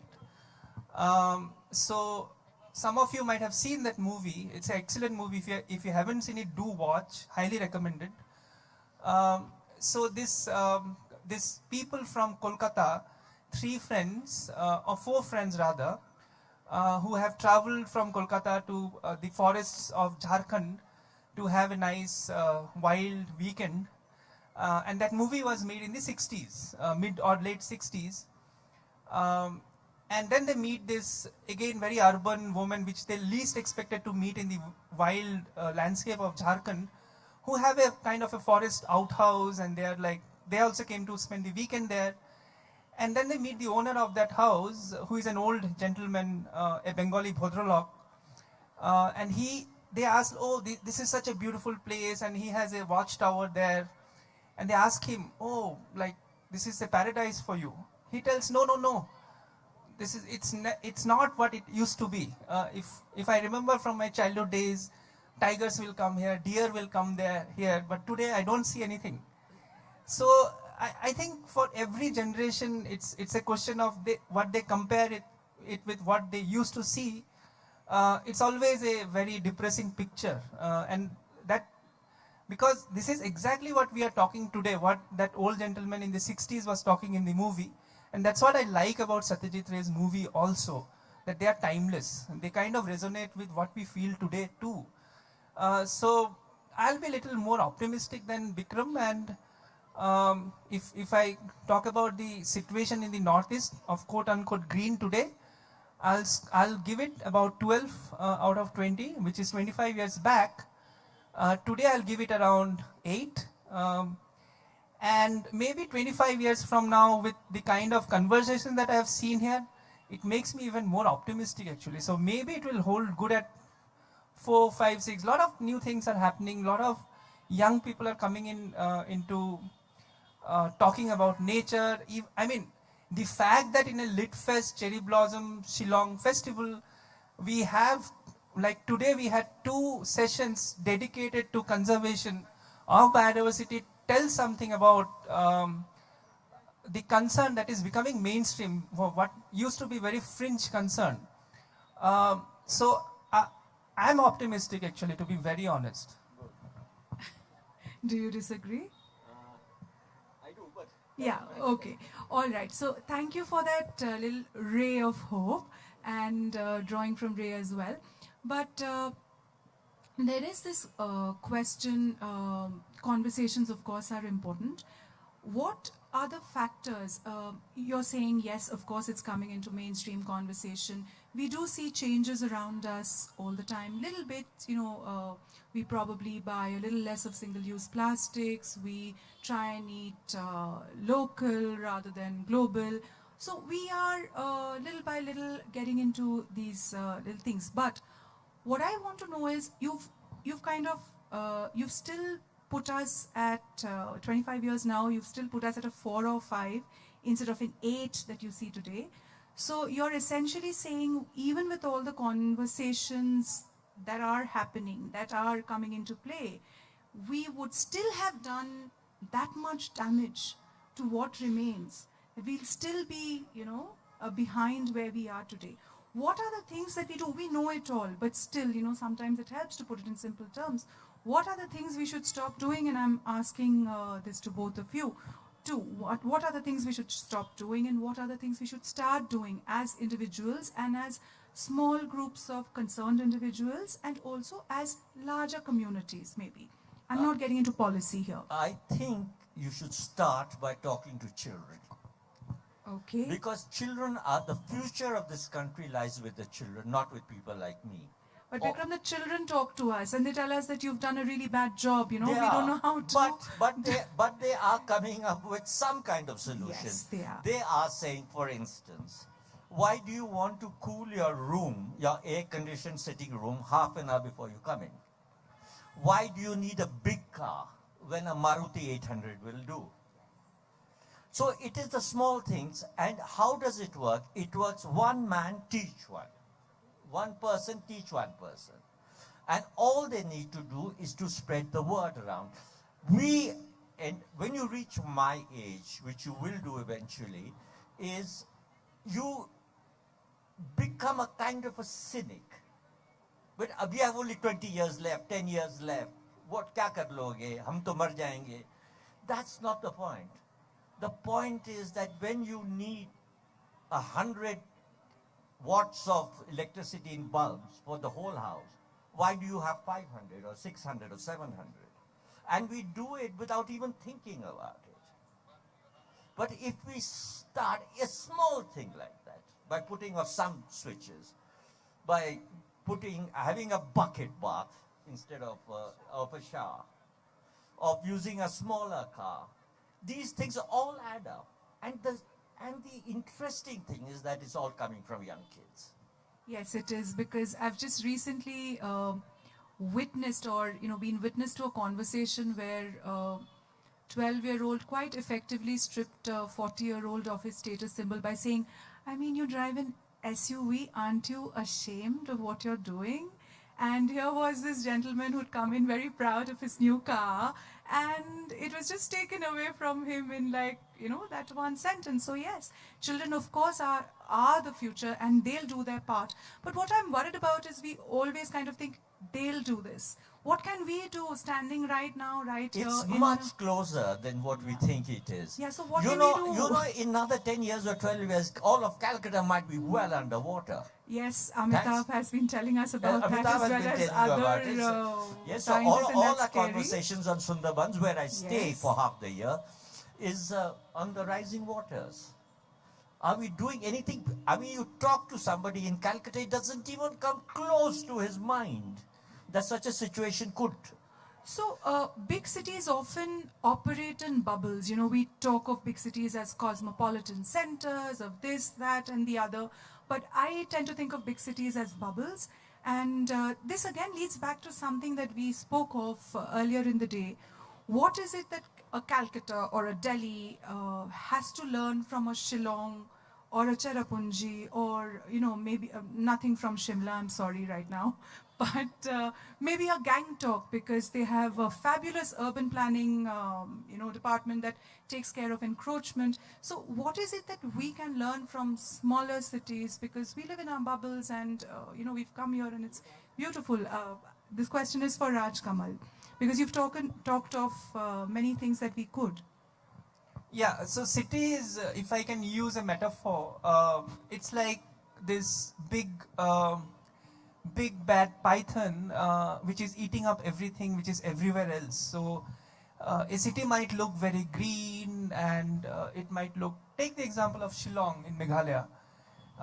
It looks beautiful, it looks green, but often these most beautiful parts of the city, take Delhi also for example, the most posh areas of Delhi will look the greenest also.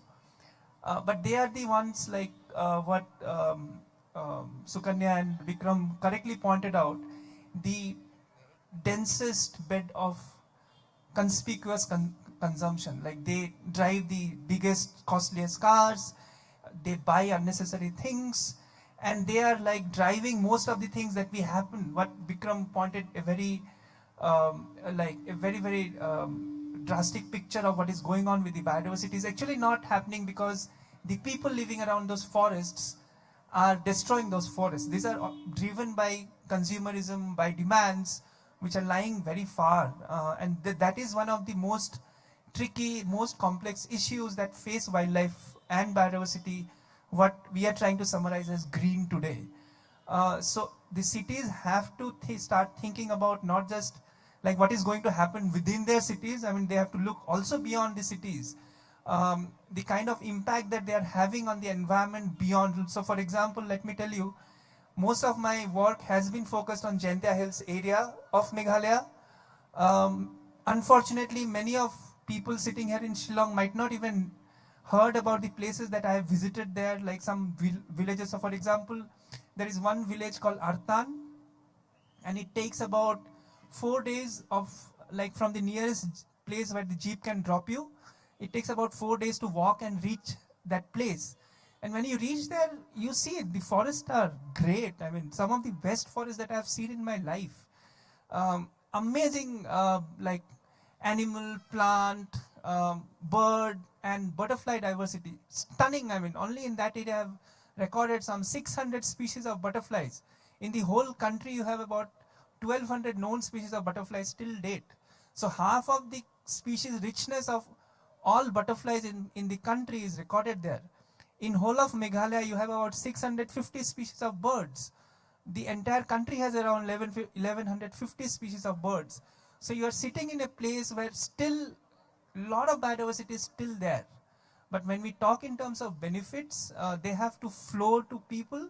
Then we have to also talk about how many of those species survive.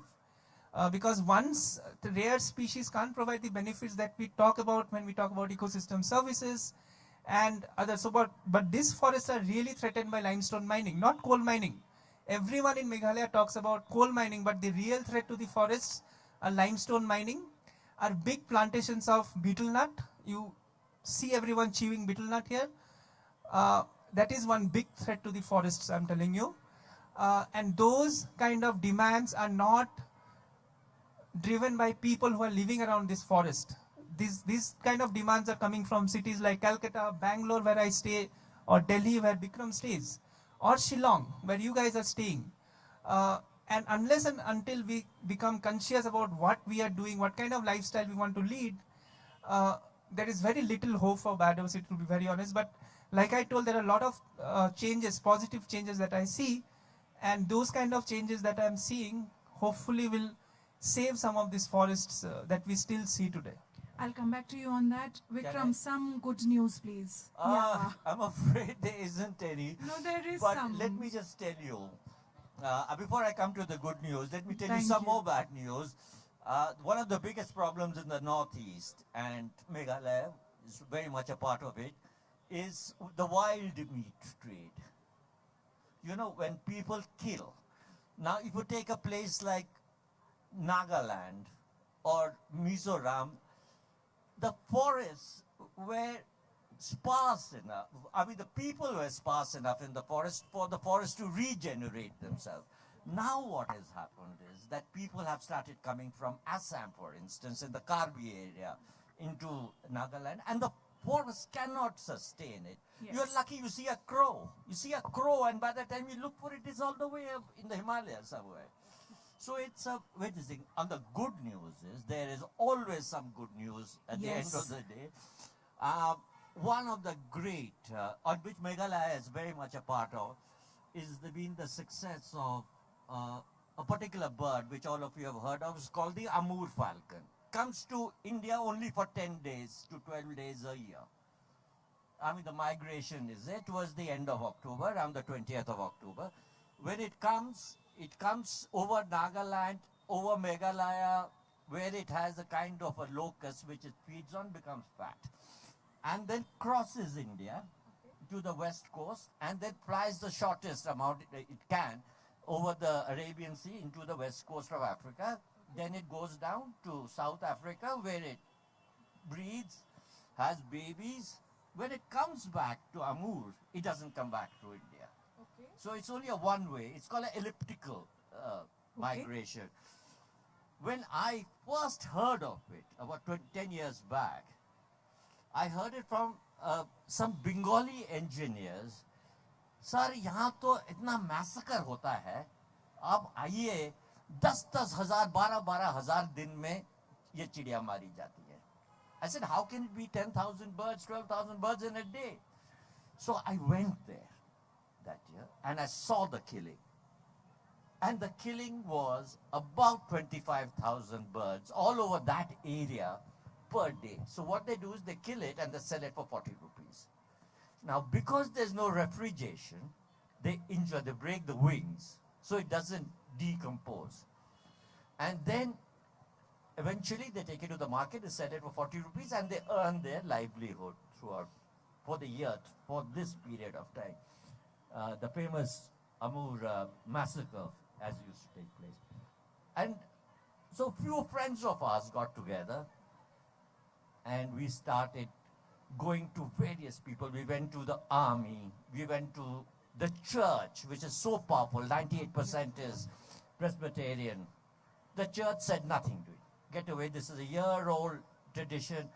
Finally, in a series of happenstances, the chief of planning commission was coming. I went to him and this, that, and the other. And he went and told the chief minister of Nagaland, if you can stop this killing, I will increase your amount. Okay. So incentivize him. And then asked us to come up with various schemes. Okay. What do we do with the hunters who are losing their income? So can we convert them into I'm very, very happy to tell you 10 years later that the killing is down to 0.1% of what I took think that place. deserves applause. So that is the only happy story I can think of, but I'm sure there are others. Yeah, I'm sure there are. And one of the things we only have about 5 minutes left, 7 minutes left maybe. And Raj Kamal, some good news from you. We've been hearing some good news from you throughout the day. So if you would share that with our audience. Yeah, there are multiple examples, and because we are focusing on the Northeast, Yes. there are multiple examples, but I'll try to tell you of one example closer home, like in Meghalaya and in Chantia Hills, where you find the most densest forest that you can find in Meghalaya today, the largest patch of forests. You can walk for 10 days, the forest won't get over. And those forests, unfortunately, were also the most threatened forest.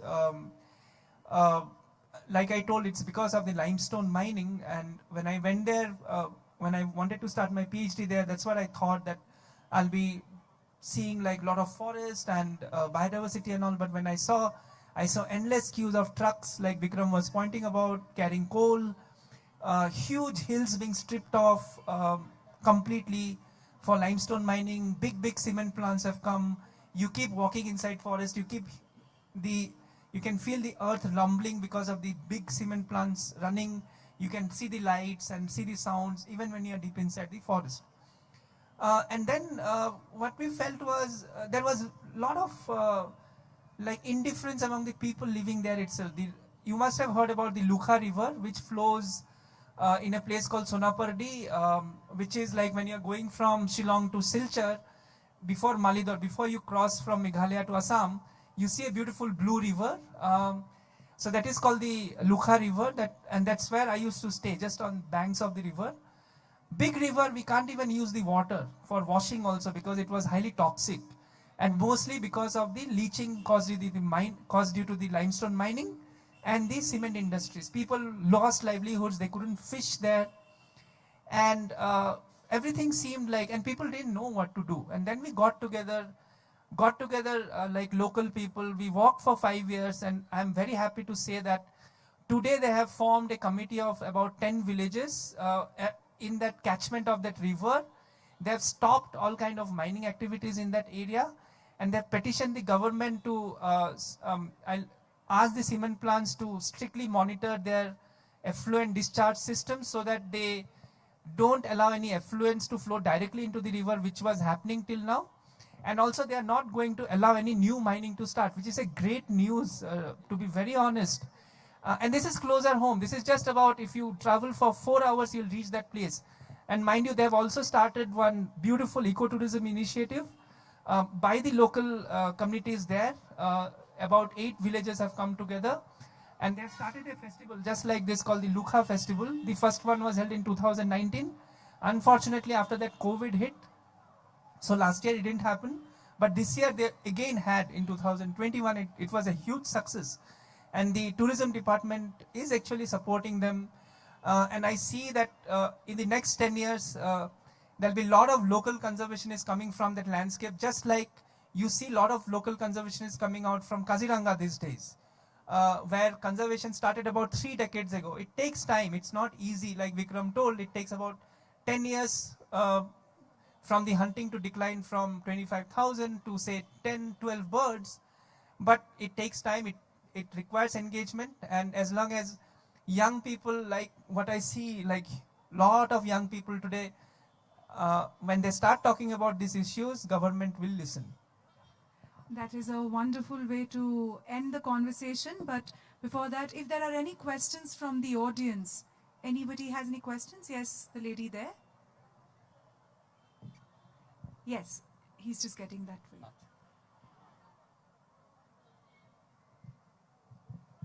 Hello. Yeah.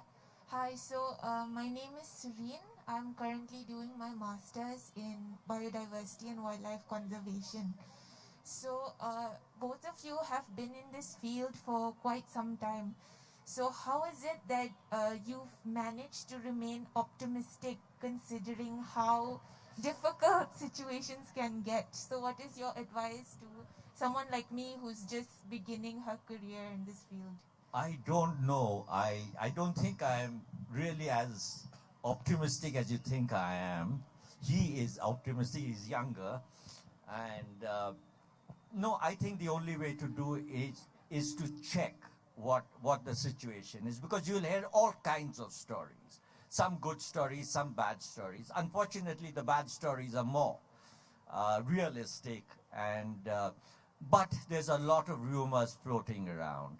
There are a lot of lies being told by vested interests. You know, people who are in the industry of cement, or stone crashing or anything like that. So they will tell you better stories that nothing happens. There are people on the other hand who will say that things are actually much worse. So I think the first thing you should do is to make a fair analysis of what the truth is, and then take it on from there and see how you're going to handle it. Rajkamal? Yeah, a young person like you asking that question makes me very optimistic, very hopeful, because I can see that concern rising. I'm very honest with you. When I started my career in 2006, I could barely hear anyone talk about these issues. And today, here we are after like 10, 12 years. We are sitting in the center of Shillong having a conversation about forest and biodiversity, which I really didn't imagine. So things have improved far quicker than I ever imagined. And that gives me a lot of hope. And one of the other things which really pushed people to think about biodiversity, which was not a great thing, the COVID-19 pandemic. People got stuck in their cities, and they could clearly see that people who were not in the cities, in their villages, in their hometowns, they were much better off. They didn't really have to worry about food. I think in one of the sessions, someone was talking about, the French gentleman who runs a tourism industry. They took 5 kg of rice in the forest and bought back 4 kilo, and they completely relied on wild edibles from the forest. I think those are the kind of things that people realized during the pandemic. And people who were stuck in cities, they were starved of some greenness, of biodiversity. And that's when people realize that protecting this is really, really important, of how life can be if we stop some of the things that is going on. So city air became clean, rivers started reflowing, you could see rare animals inside the cities which people didn't see for 50, 100 years. You could see the mountains from a long distance, and those things happened just within about 2-3 weeks of cessation of what the blind, mad consumption patterns that we see in the cities. So there is hope. I mean, life is as resilient, as strong as we humans are. All kind of lives. Everyone wants to live. If you give them that space, if you give them that respect, they will bounce back. It's only on us how we decide to do that, and how long do we take to realize it. Thank you, Rajkamal. Any other questions? Yes, there's a question there.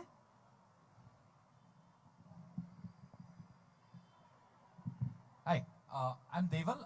I had a question which is maybe contrary to the discussion on the table. But is there a good marginal utility for quote-unquote destruction of the environment for economic economic prosperity or growth or whatever? Is there, like when you were rating it, that we were out of 25, we are 12 on whatever. Is there a marginal utility where we can say that it is okay, suppose? And I use the term destroy very, very lightly. I don't mean destroy to hurt the environment or to cause deforestation for economic or basic prosperity. So just to break it down, marginal utility is a term in economics, and economists like to use these very nice terms but the main idea is that you reach an equilibrium where the demand and the supply kind of balances itself out, and there is not much pressure on the system, because the demand supply curve acts in a way which so market is considered to be very neutral and very democratic, efficient. Yeah. So there is a term in biodiversity and environment which is called sustainability, which kind of is what like economists like to call as marginal utility. That point in the curve. So basically, like I told, each part of the nature or the natural ecosystem has a carrying capacity or has a way of replenishing itself. So for example, fishing, like this kind of wetlands are very, very good examples. So you have a fish stock, and if you keep harvesting a fish beyond a point where it can replenish itself, then it becomes a bit of a problem. And who will suffer? The fishermen are going to suffer. So in many wetland systems nowadays, which are run by the community at grassroots level, you can see that they have a period where they stop fishing for some time, so that the fish replenishes itself.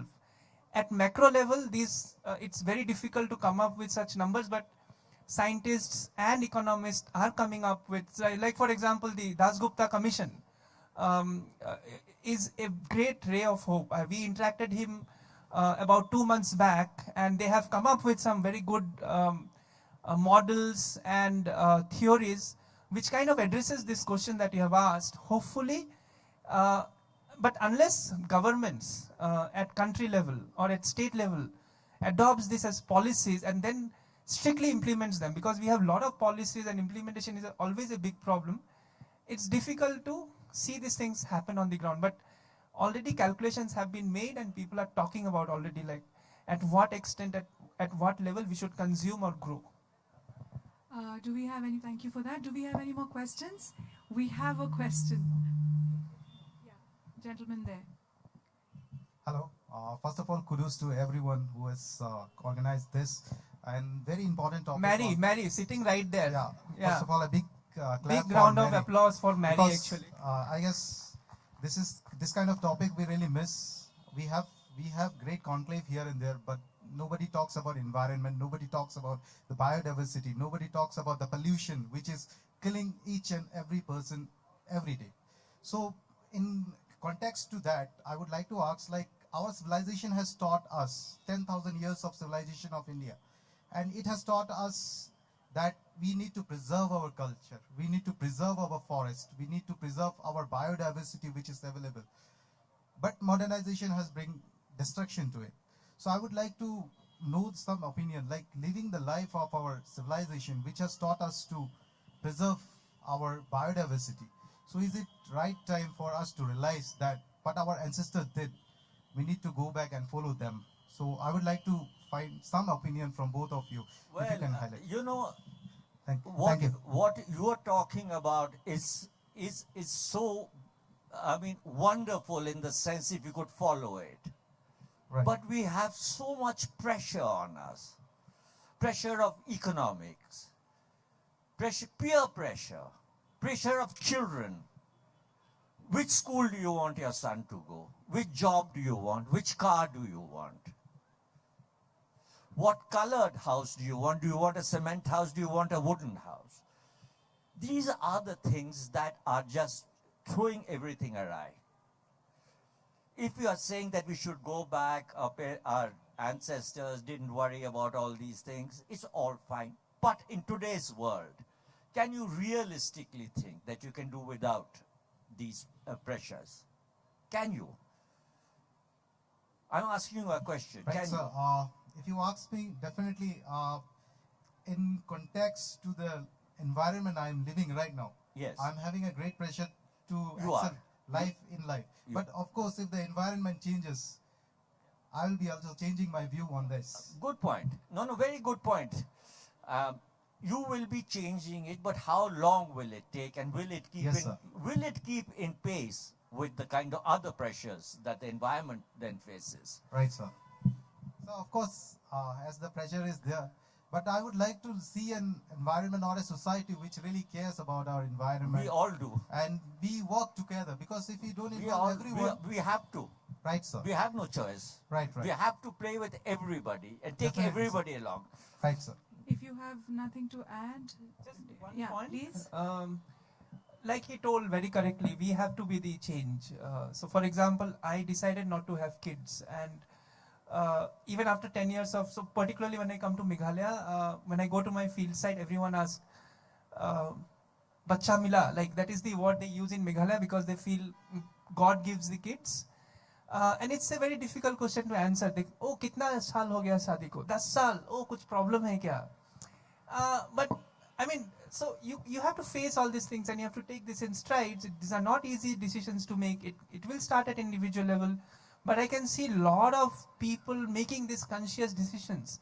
Among some of the people whom I admire, like great people, great intellectual thinkers, and these kind of changes is ultimately going to start becoming a movement. I'm telling you, people are already doing a lot of things like going back to the nature. In Europe, it's becoming a big trend these days. And slowly, we are learning fast here in India also, which gives me a lot of hope actually. With that, I think to answer your question, the last gentleman, and to kind of sum up, till policies are, let's say, keep pace with what is required, till implementation happens in the way it is meant to be, rays of hope and of change remain with communities, with individuals, with stalwarts in the field, and with young people like our friend Sirin there and you as well. Just keep talking, keep the conversations on, and people like Mary keep calling experts, engage in conversations, and hopefully our valleys will remain as green as they used to be.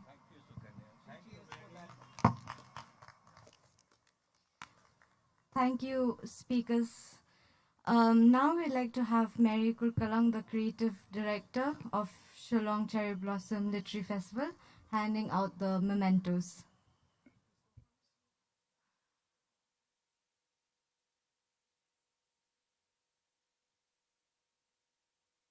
Thank you, speakers, for this thought-provoking session on the future of our diversity of flora and fauna.